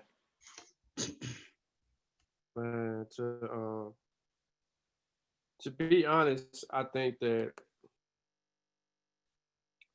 I have a lot of mixed emotions because the social media desensitizes us because it's on there so much so that, you know, we expect and we get used to it. I'm with you on it's been all peace, no justice, but it's just us. And I wrote about this before in articles before where it's just us. There's no other people that we could think of in any time in history that is suffering more than we're suffering and dealing with the things that we're dealing with consistently at the hands of people who have oppressed us. And we act angry, and then it wears down, and then another incident happens, and then it sparks back up, and then it wears down, and then, you know, it happens again. It's the roller coaster ride, right? Well, they know just exactly who they're dealing with. They know it so much so that they can predict how much damage will be caused by an incident. They can predict it. Then they can dictate to it. Because in the state of Tennessee, if you protest, guess what they want to do? Take your voting rights. They had a bill in the House about protesters protesting. They want to strip you of your voting right. And this didn't go worldwide on the news. This made some small circuits. This should have been all over everywhere. What the hell you mean? Take our voting rights for protesting. We have this so-called First Amendment, remember? Y'all, hey, Europeans, y'all real big on First Amendments. That's right. Second Amendments and the whole 9 yards. Y'all scream more for that Second Amendment than that First Amendment when it comes down to it. So now you want to take the voting rights for protesting. They know the game that they're playing. Like you said, they're perfectionists in their craft. Bro, they have it dictated down to a science. I don't want to rub anyone the wrong way, but there's a reason why they know how to push our buttons and control the minds. It's the one tool that they've been using since we've been enslaved. We're so forgiven, and we're taught that. We're taught to forgive. We're taught to turn the other cheek. We're taught to look the other way.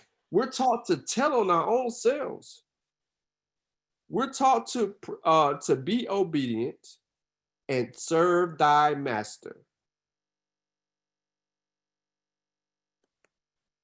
This is where it comes from. We gotta get to the root of the problem, Black people. We have to really look ourselves in the face. If we're in the fight, to be into the fight, then it can't be about nothing else but what we stand to lose or what we stand to gain. And nothing else should matter outside of that. The primary focus is future. I asked this question in Brother Ben's journal, the first Pan-African journal that was published in the conscious community. I said, what will history say about our time? What will be written? I asked it again on Facebook. What will be written? What will be said about our time in history? This is our moment. Now, y'all may be a little bit older than me, but that's cool.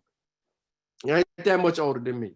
But this is still our time. This ain't really a whole youth movement like people think, because we were youths, but we didn't have the complexity of the internet the way that we have it today, or we would have that same outrage coming through there. But we dealt with things. We dealt with Rodney King. You know what I mean? We dealt with the suicide bomber goes in there and blow up everybody, all them kids in a daycare or whatever it was. We dealt with 9/11. You know what I mean? We saw things that we could see, but what we did see was police brutality consistently in our neighborhoods. People on the corner getting yoked up, slammed, beat to the concrete, never made any news, but we knew those people. They were around the corner from us. Heck, I even participated in some of the activities that was on the corner for a long time. My cousin was dragged by a police officer while another one told me to not look. He's dragging my cousin. My cousin is in handcuffs. He slams him on the hood of the car, the concrete, black both his eyes, knock his teeth out, breaks his jaw, kicks him. I'm not supposed to be looking. I'm in handcuffs to be let go because they couldn't find nothing on me and my money was in my wallet. Had my money not been in my wallet, they would assume otherwise. My cousin was a small lawsuit against the state. He gets some money out of the thing, and he gets that whole charge wiped away. Police officer gets a slap on the wrist. He turns around, continues to do the same behavior, but next thing you know, he ups the ante. He becomes the drug dealer. He starts to take the drugs from the people in the community, resell them back on the street, and get his money until the police actually catch up to him, and then they take him down for that. So what I'm saying to you is they know our game because of the way we have always responded in history. That is why Martin Luther King said in his last speech that I think I may led us astray. I'm not quoting him verbatim, but in those words, similar to those words, he felt like he had misguided us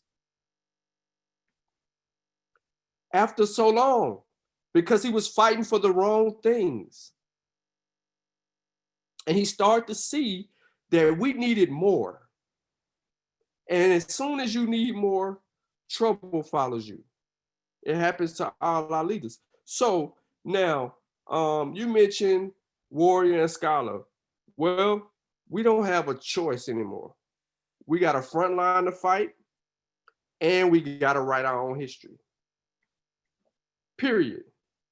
Because we are of the mindset that, yeah, we're going to stand on the shoulders of our ancestors, but there's something that they left us behind that we can pick up on and carry forth, and that is to use our spear and our pen. Period. I'm gonna chill out. No Hey, problem. I appreciate that, brother, and I'm glad you brought about. We have to tell our own story, and just like I said that Larry sometimes, and he gets upset when I call him LG Jr. But just like Larry sometimes doesn't consider himself a journalist, I don't know if Delvis all the time considers himself a journalist. But between the two of these brothers, and Delvis had a radio show for a long time. And although his radio show was about sports, oftentimes Delvis was not on there talking about sports.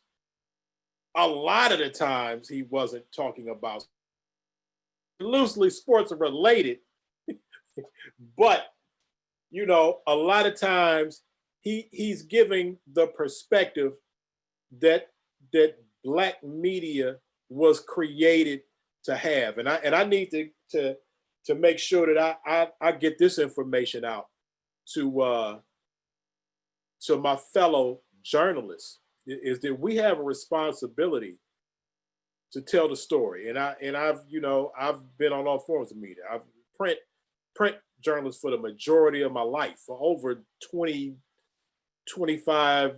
I got a Source magazine as a hip hop journalist. And I got an article that I wrote in 1990. I didn't start writing for the Call and Post until 93.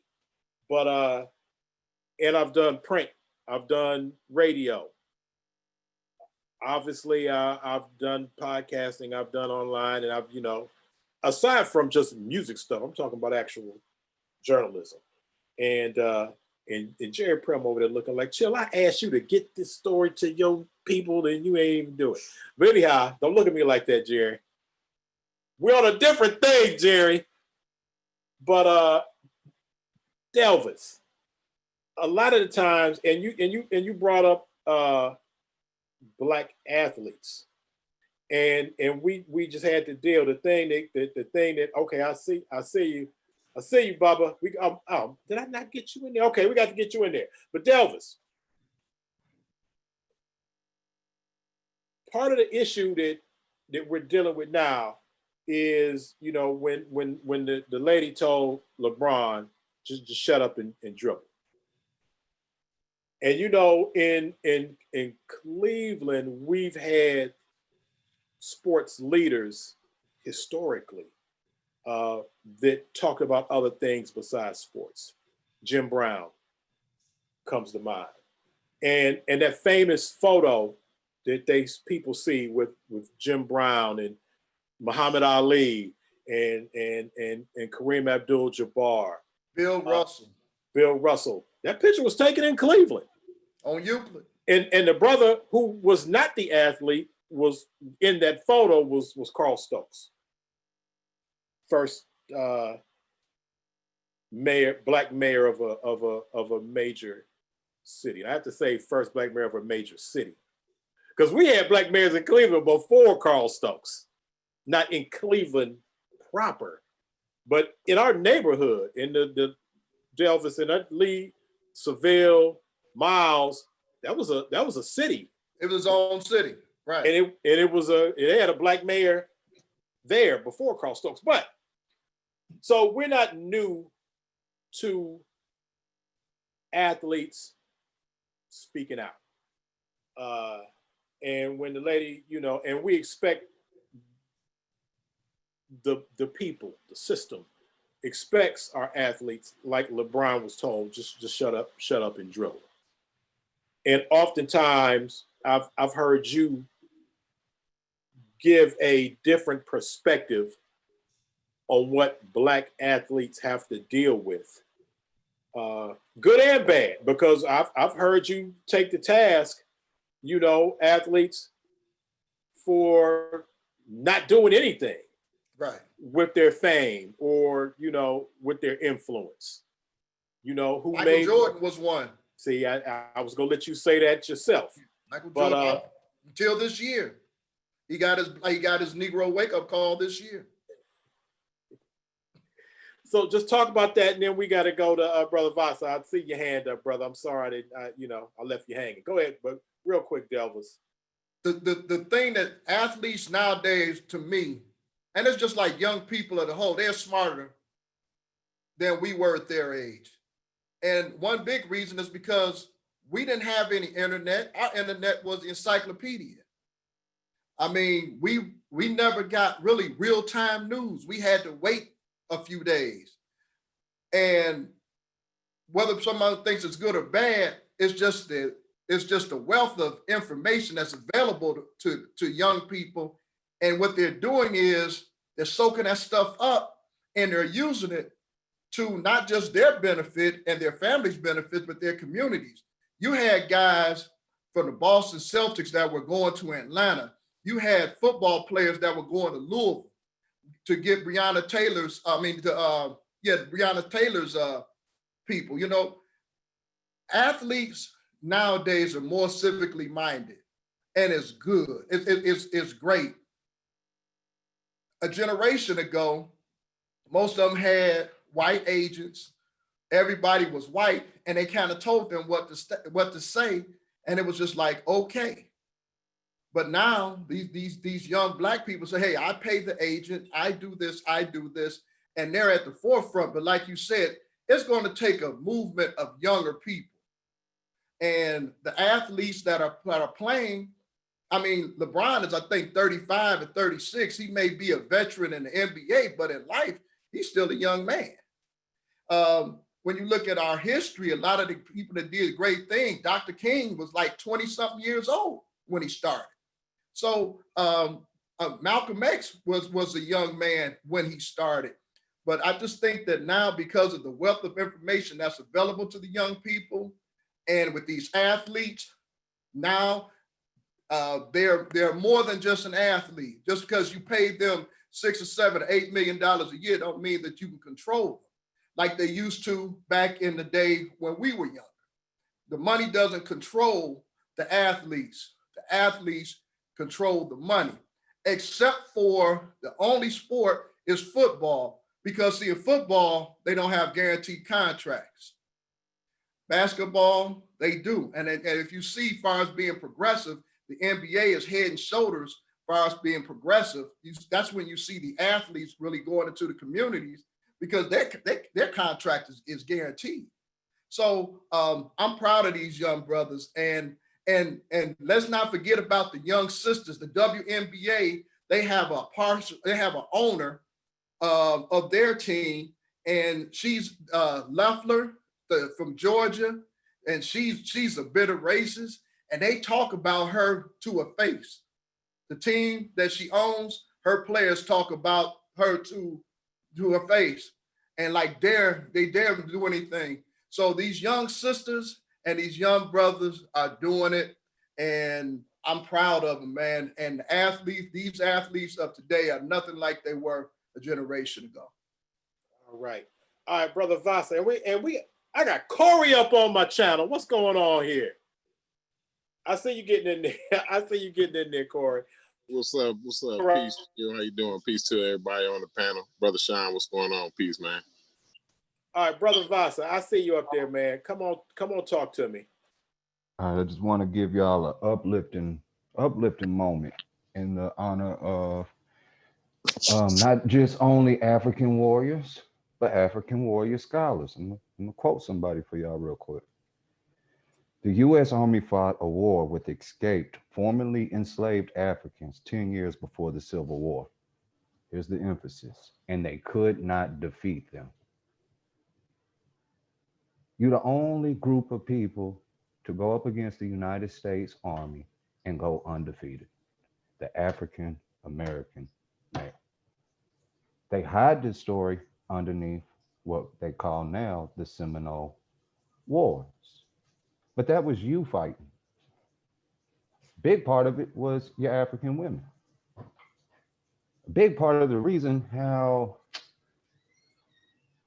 our Anglo-Saxon historical record comes into being is, if I'm not mistaken, Francis Drake, yeah, it was Francis Drake, starts getting African women who want to get out of bondage to fight for him against the Spanish. These African women become pirates and they operate the cannons on the ships so well that he instantly conquers Havana, moves his way up. What I'm trying to say to y'all is there's never been a time that we wasn't fighting. And I don't see a time where we was ever defeated. We only became defeated when we became individuals. When we accepted that American dream and we made it all about me instead of the we. That's the only defeat I ever seen here. And the only way they maintain their power is they still hiding underneath their little bitty umbrella. It's like the wizard at the end of the yellow brick road, that illusion of they the ultimate we. But they not. We see behind that curtain. We see behind that curtain. I don't think that the internet made us smarter. I don't think the internet made our babies smarter.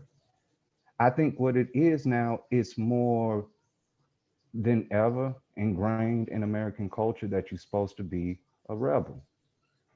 So as a kid, you're going to rebel against anything. You taught that. George Washington was a rebel. Jefferson was a rebel. Benjamin Franklin, rebel. It's glorified by them. Look at who they idolize. They love, I say it all the time, they even glorify, they love through Bonnie and Clyde. Rebels. The only thing America has now to rebel. They have no legitimate argument after the plight of Black males, even amongst their own circles. This is why you see the Black Lives Matters bumper stickers in their neighborhoods, because they arguing with their parents now. And they feeling like they're getting a victory by saying these little things, but that's a victory for them. It's not for us. We can't get lost in the pacification process once again. I just wanted to throw that out.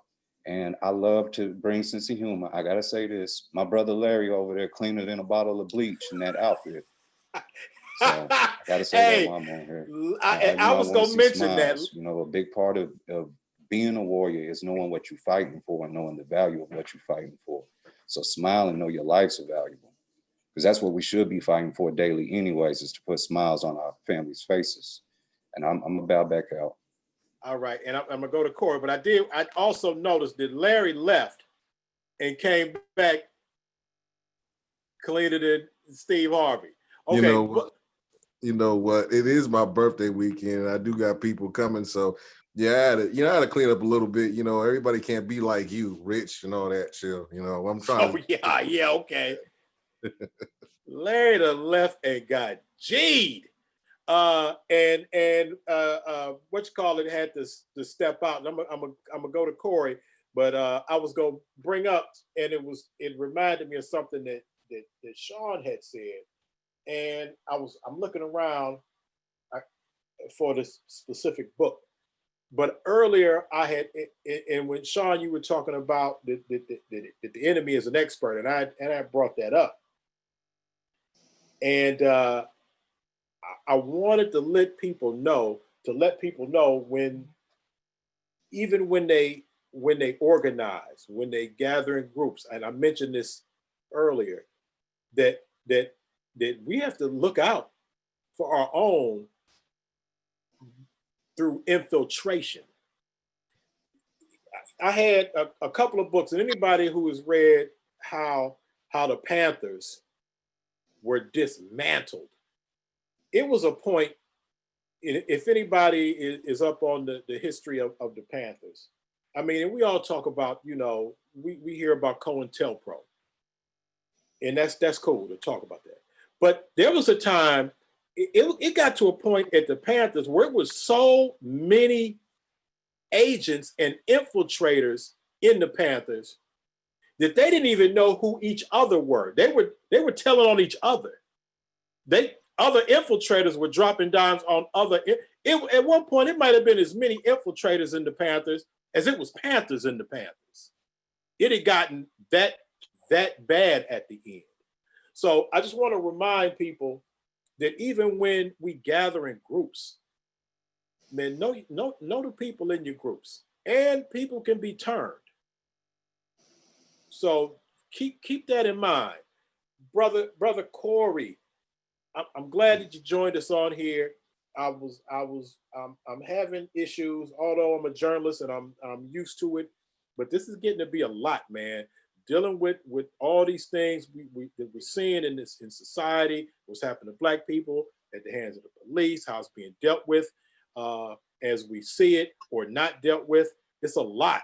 So I just wanted to pull together some people to talk about what we're seeing, how they feeling, what they thinking, what's their take on it, what's the climate, just any information that you want to bring to the forefront about this. And thanks for showing up on my platform. Oh, I appreciate you having me, Chill, man. I appreciate all the good information and insight that the panelists been giving out. I kind of been in and out. I was on the road when I first caught the show, so you know I kind of been listening in. My thing is, it's been no point in time where us African American, Blacks, whatever you feel comfortable with, it's been no points in history since we've been over here that we weren't behind enemy lines. I mean, we was captured. You know, we was forced to work for, you know, centuries, you know, for generations, you know, and at no point in time did things change while we've been over here. It's kind of really hitting us in the face. Somebody brought up the internet. I think, you know, the internet just allows it to be more in our face. I mean, it allows, you know, me to be there in these different cities where these different situations is happening, you know, with a front row seat, better than some of the witnesses, you know, like us looking at it on the internet, we getting a better view of the situation than some of the people that's out there actually on the scene. You know what I mean? Somebody might have been across the street, or somebody might have been, you know, the car might have obstructed them, or they couldn't hear nothing because people was yelling. But like, it's right in our faces. We got a front row seat to it. And what that does is just makes us numb. You know, it don't really put nothing on your heart because we've seen it so many times. But now I'm thinking it's then got to the point where we have seen it. We are starting to see it so many times that it's just getting frustrating. And you know, the younger generation, they getting up and they ready to do something. And I think this younger generation don't have the organization that some of the past organizations had, but I think they willing to put a little more on the line. I think they got heart. I think they have an unorthodox approach to this whole situation, which is, if you look at in the political realm, is making so much noise. And over the next 4 years, I think we will start to see some sort of change. I think the conversation about, you know, reparations or trying to repair some of the damage that's been done over these generations, I think that conversation will be held more to the forefront of politics because of this younger generation, you know. And, you know, brothers, y'all can chime in and, you know what I mean, and, you know, give me some feedback on that and what you think, Chill. You know. Well, let me ask you this, Cory. And because I'm not used to hearing now, what I'm hearing about the young people, the young brothers and sisters. Yeah, you are right. They seem to have right now a different type of fearlessness.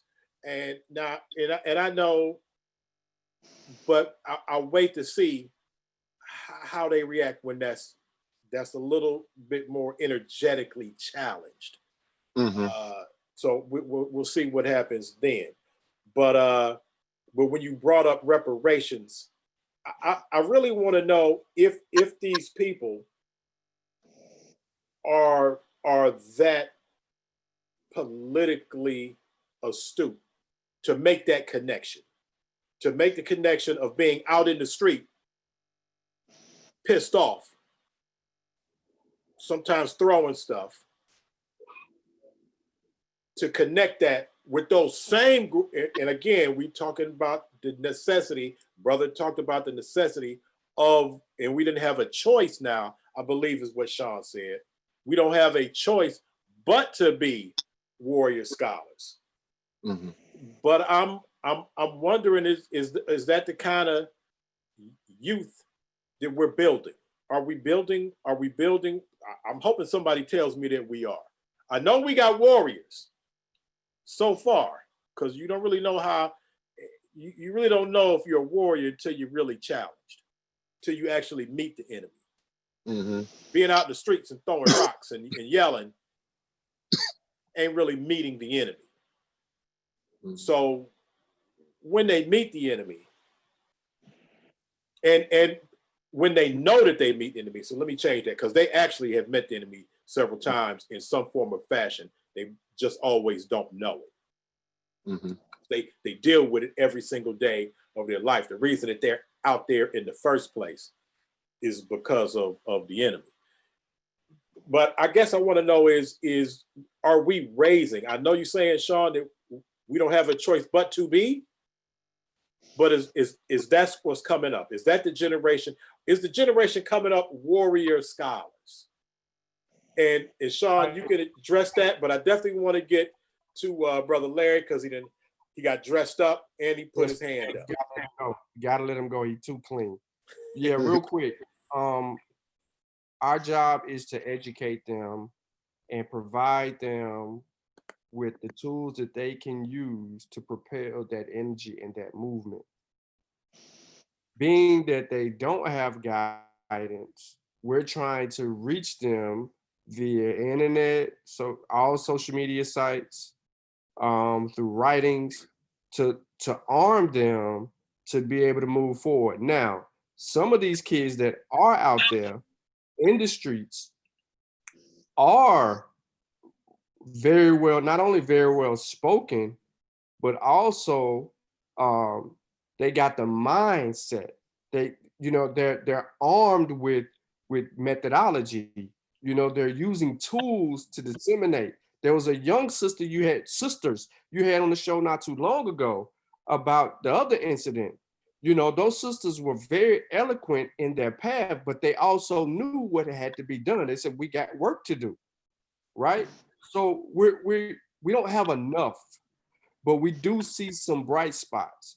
So it's our job to continue to educate, uplift, inspire, and develop that in them so that we can help them do what's necessary, because marching ain't gonna do nothing but get our feet hurt, right? We've been marching for hundreds of years. We got the biggest corns in the world. Now we have corns and COVID-19. Thank you. And nobody has marched more than Black people, protested more than Black people, and had to deal with the atrocities that we've had to deal with. So we have to come up with a new strategy, Not saying that to not get out there and beat the street, but to let's do this on more than one plane. You got Brother Unc who's trying to educate people on how powerful voting is now, right? He's on this. In order for us to get the check, we gotta do something different. So let's fight for the check, but the check included education, free healthcare, free education, all these other things that we're owed, right? We ain't letting them get away with saying that we, give us a handout. No, you owe. So we had to keep it like that. You owe, pay up. And then we'll be able to change some things for ourselves where we don't need these people in our neighborhoods, right? Because now we're not strapped for cash. Now we're able to facilitate change in our own neighborhoods, and we're able to get rid of some of these things. That's all we want is our fair share. If you got 10 drug dealers in the neighborhood and they all got a check for $1 million, they ain't got a means to sell drugs no more. You eliminated their reason for even hustling in the streets. But I'll mute out. That's to answer your question. Yeah, we're seeing some bright spots. All right, I'm glad to know that. Brother LG Jr., and we gonna let you get in there, bro, since you got all dressed up, man. Bruh, are you about to go to a concert? Anyhow, and I see we have my brother Saber Wudjau in the building, so I'm definitely interested to see what he's building on. But we're gonna go to my man Larry because it's his birthday. He done got all dressed up. Man, Larry, is it a stylistics reunion? You one of the Shawlights? Y'all got an old school show? Well, I get this sometimes from my uncle and my father, so I'm not even going to worry about that. But yes, I am entertaining people, just having a small get together, but I have to look nice. The thing about it is like what all the brothers have said tonight, and I'll be leaving after this because I'm going to be receiving company soon. Everything that we have tonight, we made progress, yes, but is there more progress to come? Yeah.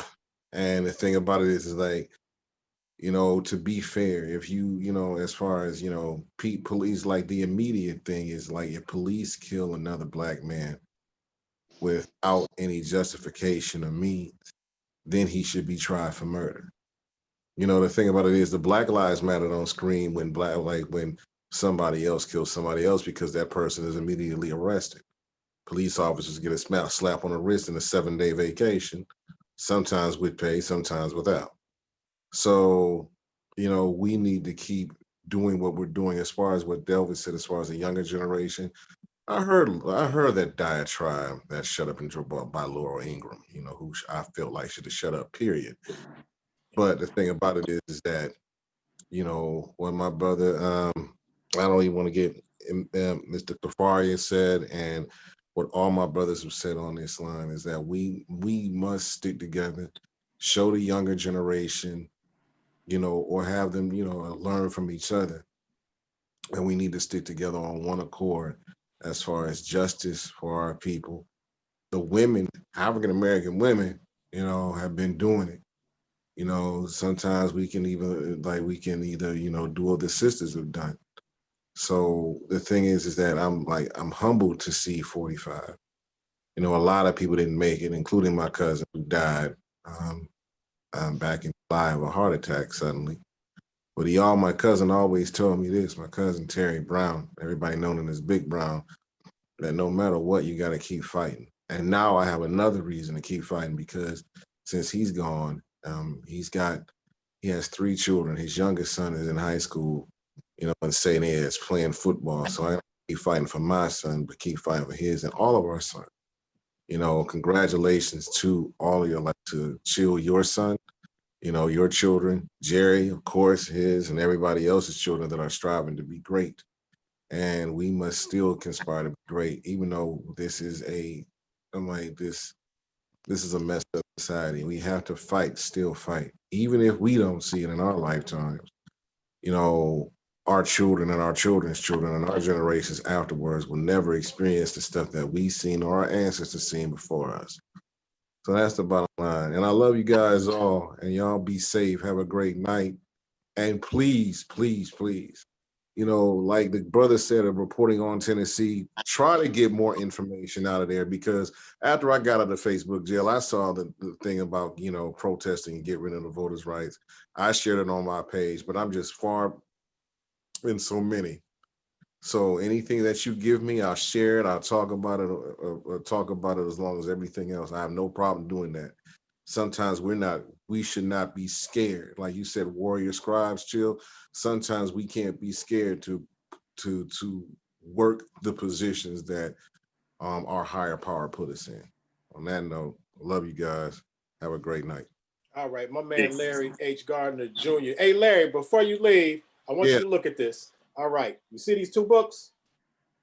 Mm-hmm. Okay, we have several of the authors on the page. I'm gonna get you some information, and you have a very active following. So let's get together and get these brothers on your platform. Exactly. And to talk to your people and get some of this information out about warrior scholars. My people read. They might not agree with me all the time or think I'm lost my mind, but they. Man, you got some hostile people, man. Your people call it your show, and they show up at your show to argue you, and that's why you end up keep getting kicked off. Well, you don't get kicked out the station because you know black people own the station that you rock for.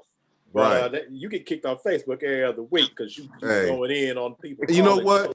The reason I'm gonna explain this. The reason why I got kicked off Facebook, like Delvis said, somebody was arguing with me about LeBron should just go ahead and play and shouldn't stand up for this and shouldn't boycott that.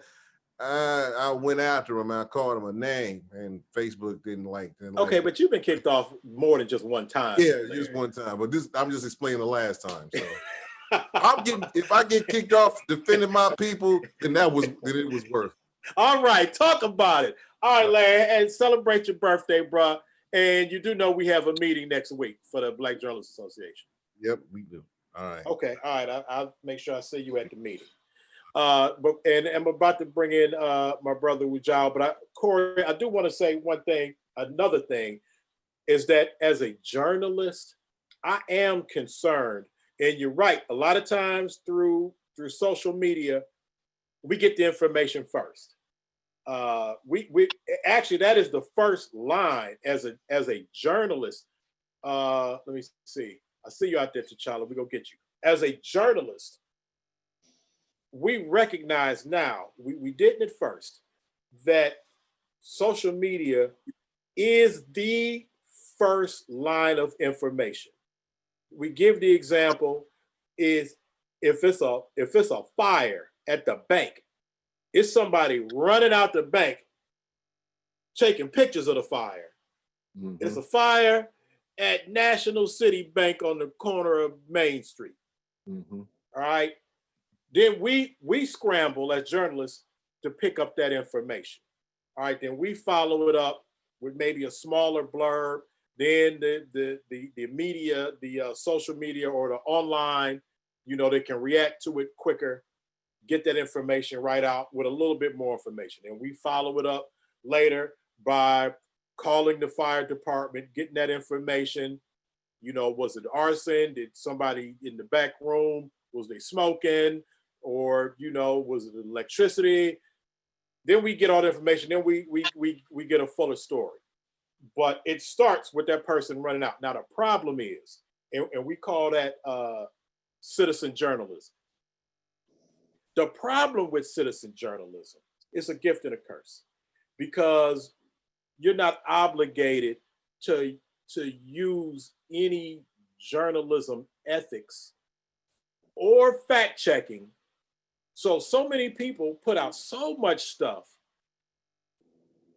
with no concern for accuracy. The people that repost don't know if that information is legitimate. And in that type of scenario now is a problem in the community, in this community, in the Black community. Misinformation is is now outweighing real information as far as consequences are concerned. So that's something that concerns us as journalists, because now everybody with a phone is a journalist in one way or another. But they don't have any obligations for fact checking, nor are they inclined to take those necessary steps to make sure that the information is accurate. I don't even know if they really care. But the people who receive that information, who spread it, who understand it to be true, have no idea if that information is correct. So that's something else that we have to deal with, and that we recognize in journalism. Brother Wudjau, how are you doing, sir? Hey, Chill, I just wanted to say peace to you, man. I wanted to come and holler at you on the panel for a little bit, but I gotta get out of here. I got a show on the pseudo killers, you know what I'm saying, right now. So I want to say one more thing before I go real quick, if I can, if I ain't violating you. Go ahead. Harry, throw it in there, bro. You about to bounce. I just want to say, man, like Sean said, we got to be warrior scholars. And, Brother Unc, he pushing vote, get out there, get your vote out, vote for your local politicians. That's what's the most important thing. But my deal is we got to raise congressmen. We got to raise the people that's the state treasurers, the county treasurers. We got to raise the kids to be the school board superintendents. This is my thing. That's where I feel like the fight should be fought. That's where the real fight is at. It's with the kids, with the youth, with the babies. You got a 5-year-old right now. You got a 10-year-old. Make sure you raise that kid not to play basketball. If he play basketball for fun, that's fine. You know what I mean? I got a basketball player. There's nothing wrong with raising a basketball player. I got a son, he in college right now. He's a junior in college. He play college ball, But my thing is, we have to be raising these kids to be in the position of these politicians so we don't necessarily have to push ourselves to get out and vote.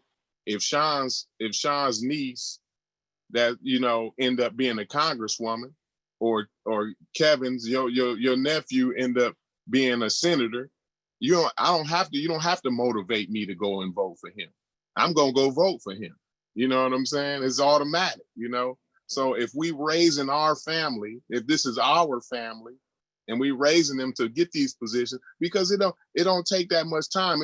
It seems like it's a long time, but these kids grow up fast, right? You got a 10-year-old, you put him in the right mind, 10 years from now, he could be a congressman. You see what I'm saying? So it's not a far reach. This is something we need to do today so that tomorrow we'll be in a position to fight our fight. So we be the ones who writing the legislation. So we be the ones who pass the bills and allocate the money. You know what I'm saying?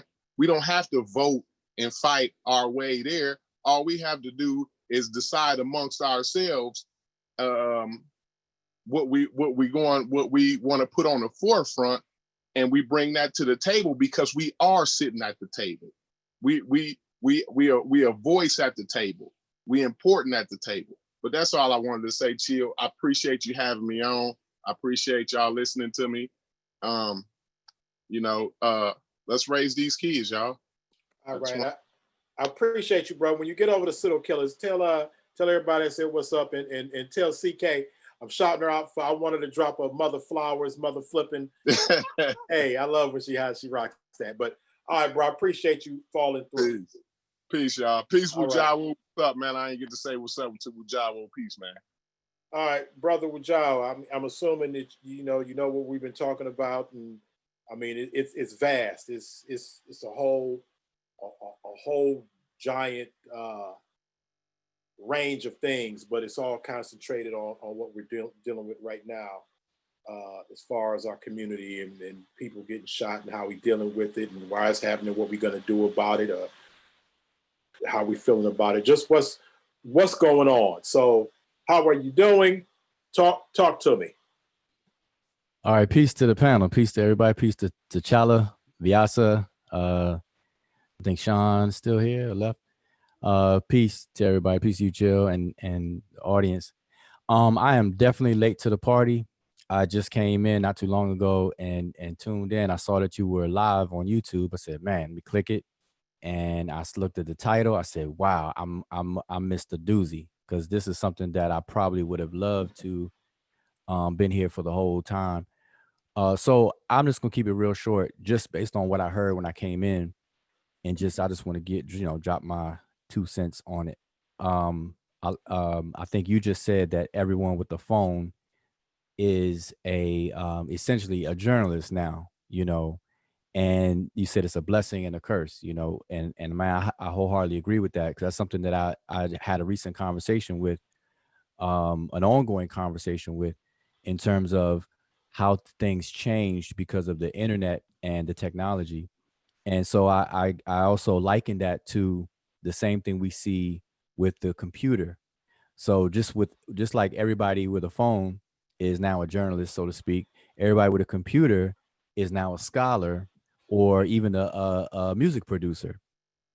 And so what that does is saturates the field, and then it lowers the bar when that happens, because it goes unchecked. And I think that's what you were alluding to, by everybody being a journalist, and then they don't have to fact check. They're just like a person with a computer, a scholar. They don't have to really research. Producer, they don't really have to know, the EQ spectrum and how to pan music, this, that, and the third. They don't know, bits per the phonics of sound, all that kind of stuff. So yeah, I definitely agree with you 1000% on that. Number two, something that Cory said, I wish he was here, but I know they had to they gotta start their show. This is something I stress, and I don't want to sound like it sounds like I'm trying to stir the pot when I say this, but the idea of even raising children to be in these positions, it appeals to something that we're already vulnerable to, okay? And that is, we vote for the wrong things and for the wrong reasons. We need to vote for policy. We need to exchange our vote for policy and not person. Because if we set ourselves up to think that we're going to raise somebody to be in a position, it's not about them being in a position. It's about what policy are they supporting? Are they going to champion our interests, our needs? And when you look at it like that, it doesn't matter what gender they are or what color they are. Because what happens is, when we say stuff like that, like raise somebody to be in a position from us, the assumption is, okay, that pronoun is this blackness, this black. So we had President Obama for 8 years. But what policies did he champion that really affect the quote unquote us, and at the end of the day, or what have you? And so we have that going on. So this is something I stress, is that we have to start to understand policy and become politically literate, which is what I did hear everyone pretty much say, as far as being warrior scholars and educating and teaching. But the idea of the us is problematic, because we haven't, and I'm using the word we because that's all I can, but we haven't really defined the we. And because we didn't define the we, it creates this to-do loop, this permanent loop, this circle, and we can't break it. And so we have to understand, what is our interest? What should we be interested in? What should be the policies that we are fighting for and standing on? And then politicians are never supposed to have their own ideas and policies. They're supposed to champion the people's policies. And so that's what we should be going for. So that's the only, two things I could really speak to. That's really all I heard. So hopefully that don't stir anything up. No, that's that you good on that. I mean, I wish you had have been here, seeing us at the beginning when we actually had a local politician, a Cleveland city councilman, but he's a different type of city councilman. But you know, where people will see it as it runs back, and I definitely want to acknowledge. Obviously, it's breaking news as we're talking, and obviously in respects to the information that I'm getting about Chadwick Boseman. When I get off, I'm gonna actually obviously check into that, and people have seen that. You know, I've interviewed that brother when he was really first getting started, and I'll deal with that. We address that, but brother T'Challa, I see you with your hand up. Talk to me. I don't know if you're reacting to something that somebody else said or you have some other information, but I see you out there. Go ahead, talk to me. Bring it. Just want to say that's very unfortunate, the breaking news. And peace to Saber Wudjau. Last time I think I interacted with Saber directly, I was in class for the second time and didn't have a computer. So I wasn't able to complete my, get access to all my resources, but I'm going to get on that soon. But see, I got the,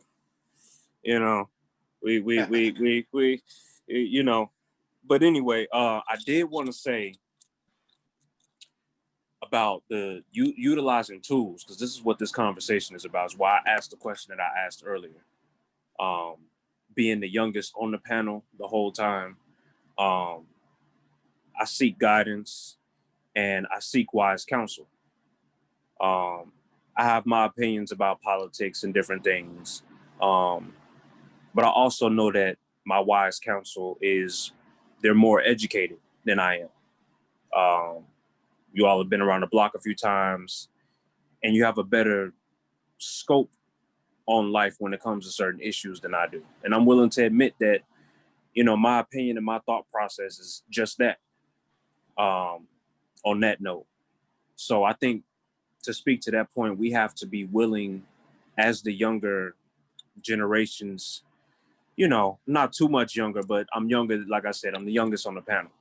And so as the youth, we have to be willing to listen and be able to change our perspective based on new information arising and coming into,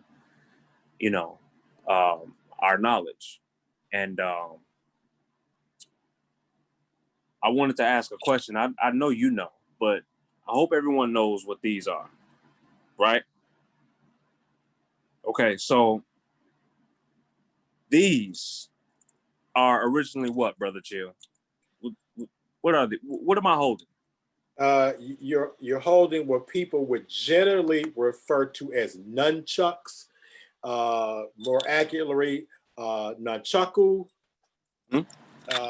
Okinawan-based weapon of self-defense that primarily was used as history goes, a farming tool.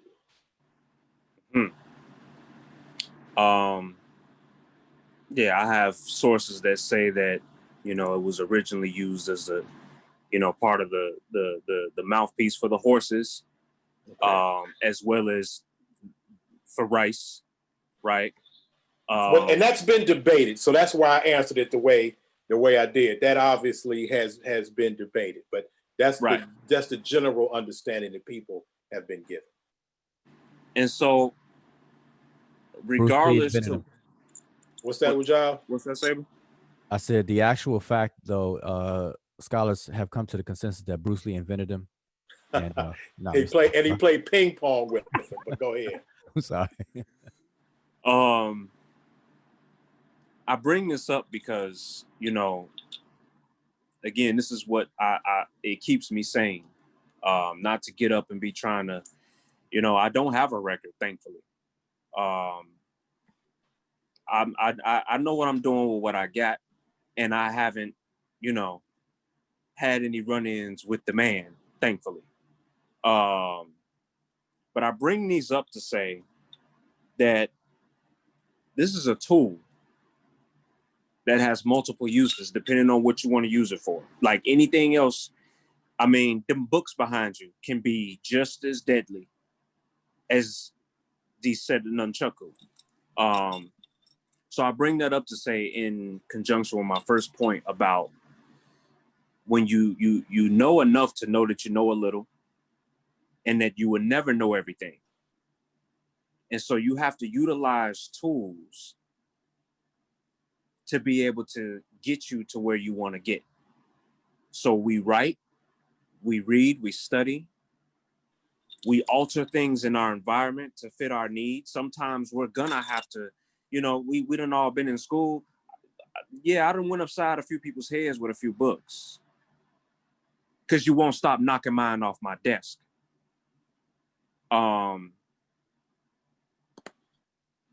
But the primary use for a book, obviously, is not to be going upside nobody's head.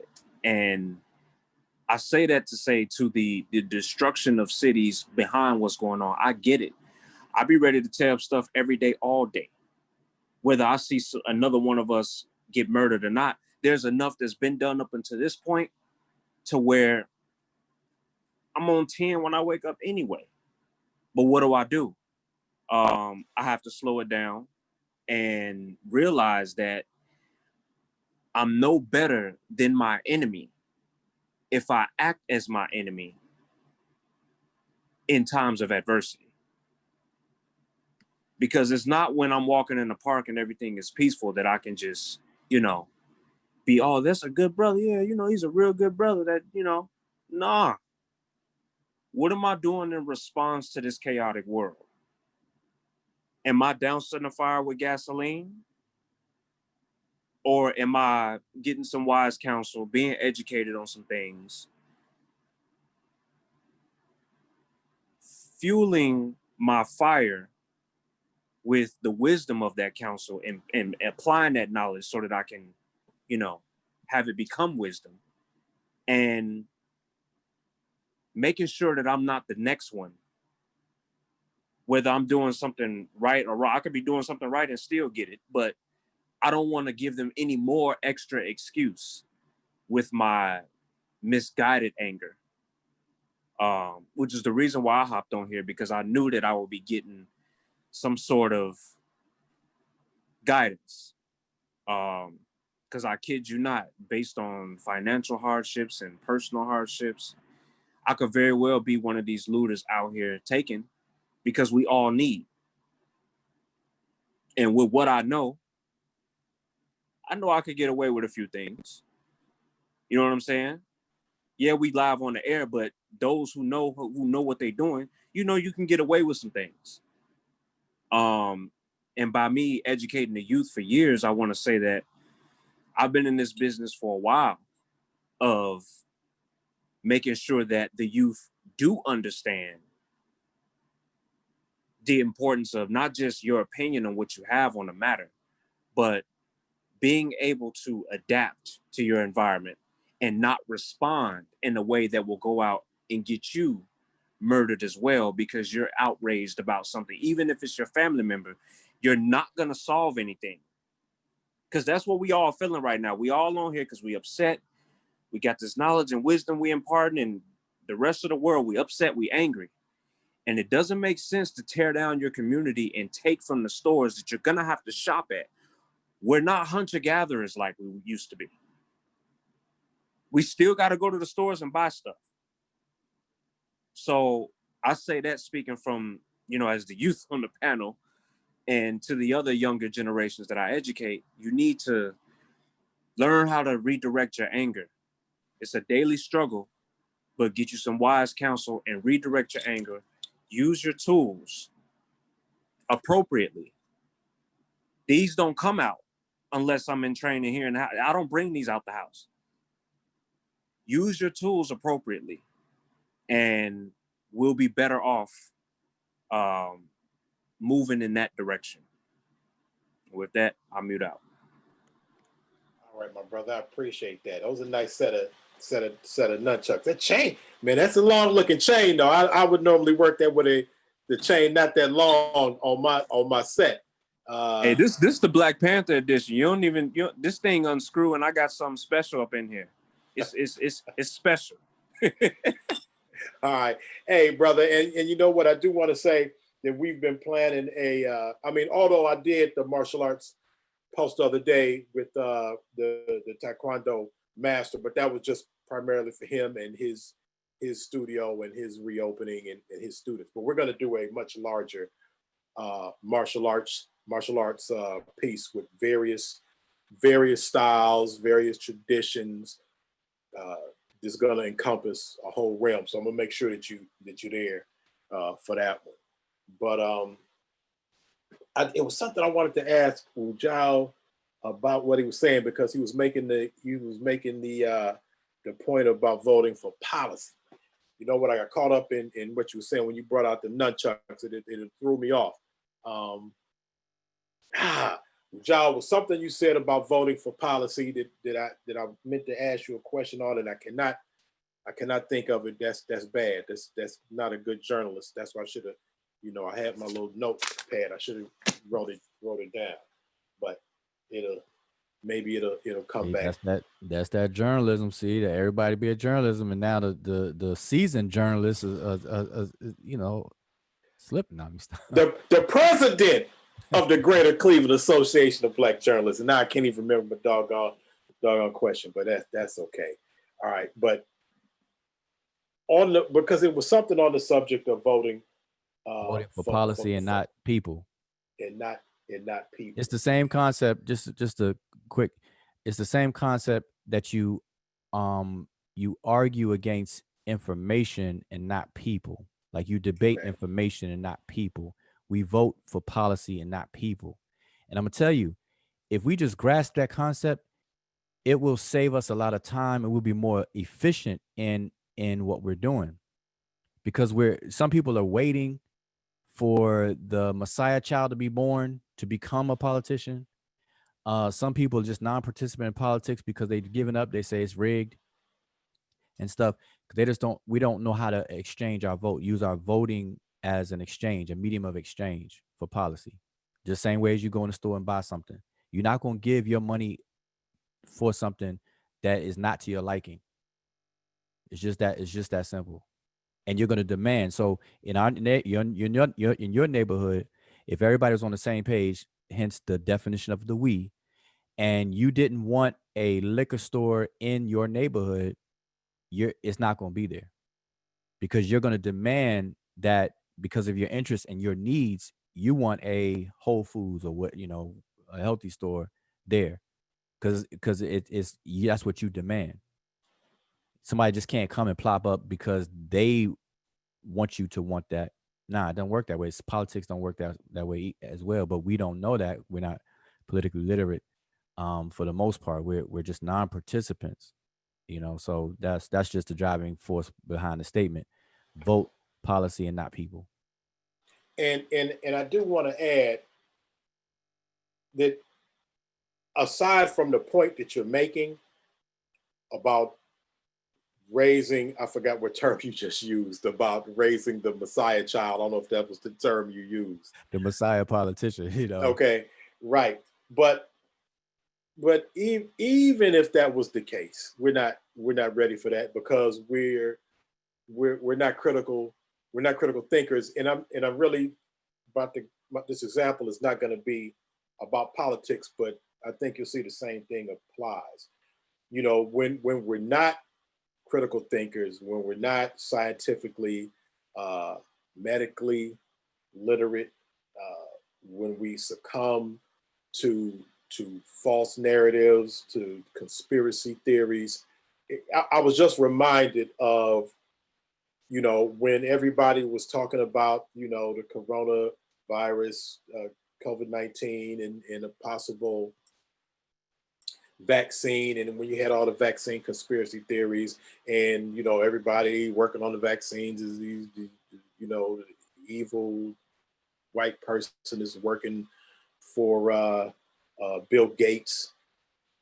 And when the sister, one of the head scientists of the head team, so that Sister Kizzmekia Kismika Corbett came to the forefront when people started saying, "Hey, look at this sister, this head of this team." Lord knows what this sister had to go through if to be in the position that she was at. That's one of the people that we would hope that our kids rise to that level, to be in that type of position, to be able to help our community and us. But what happened? They bring it to the forefront, and our people. Oh, now she was catching it from white people because for other different reasons, but our people was making that woman an agent, a spy, the nurse from the Tuskegee experiment. That, by the way, don't even get me started on that as an example.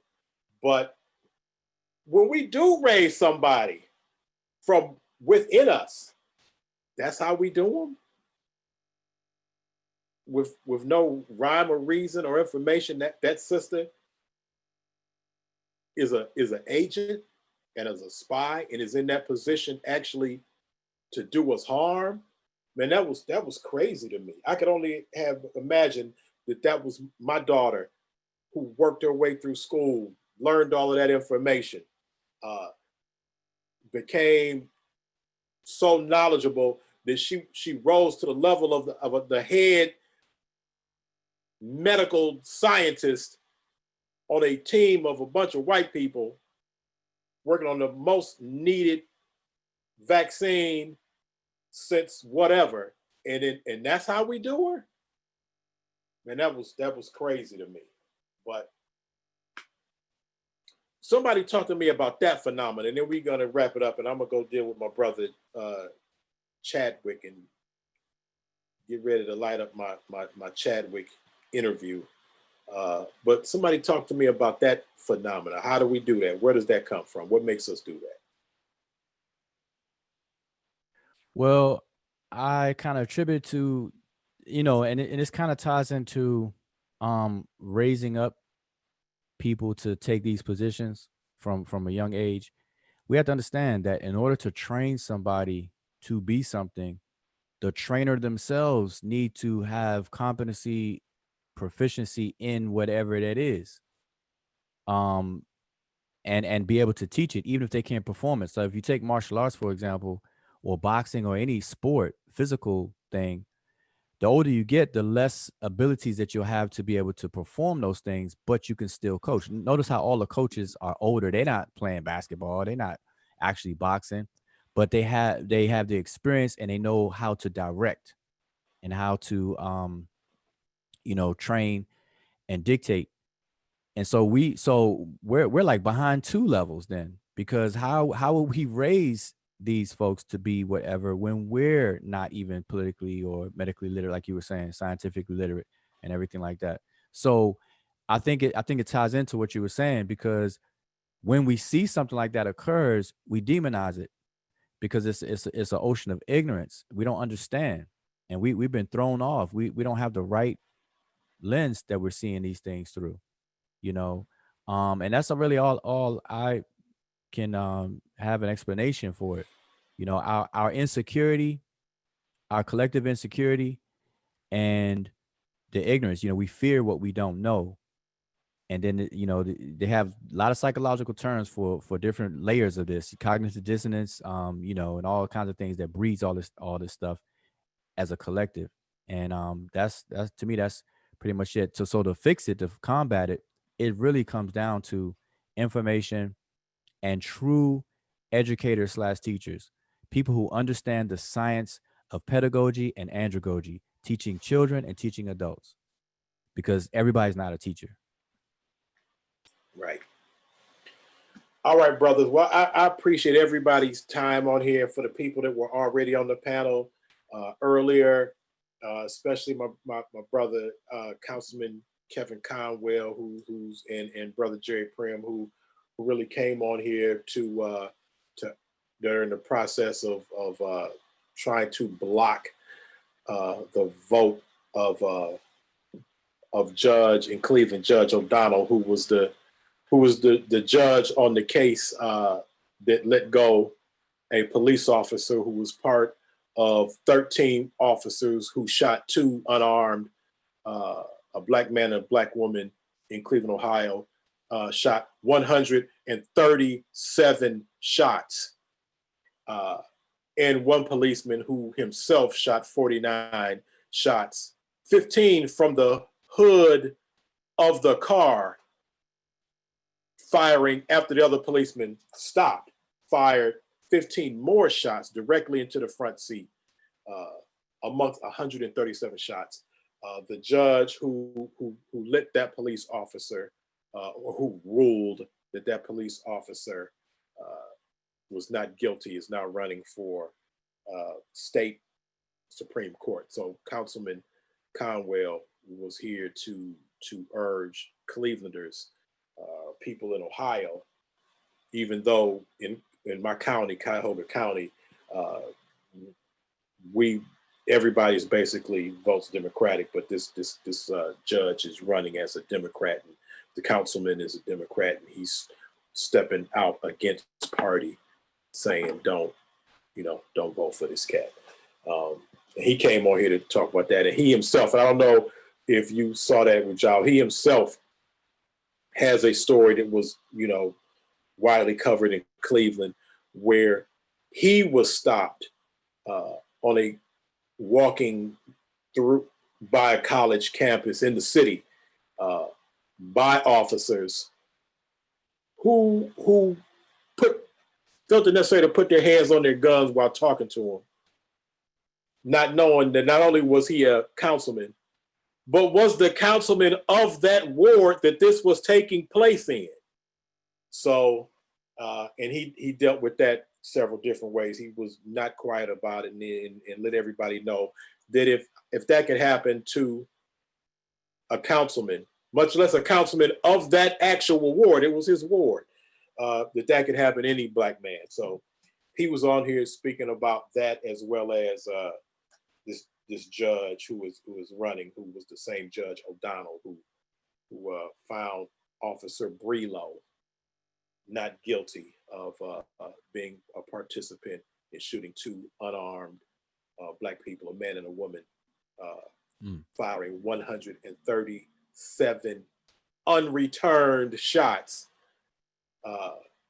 49 from one single police officer who was standing on the hood of the car after the other policeman stopped shooting.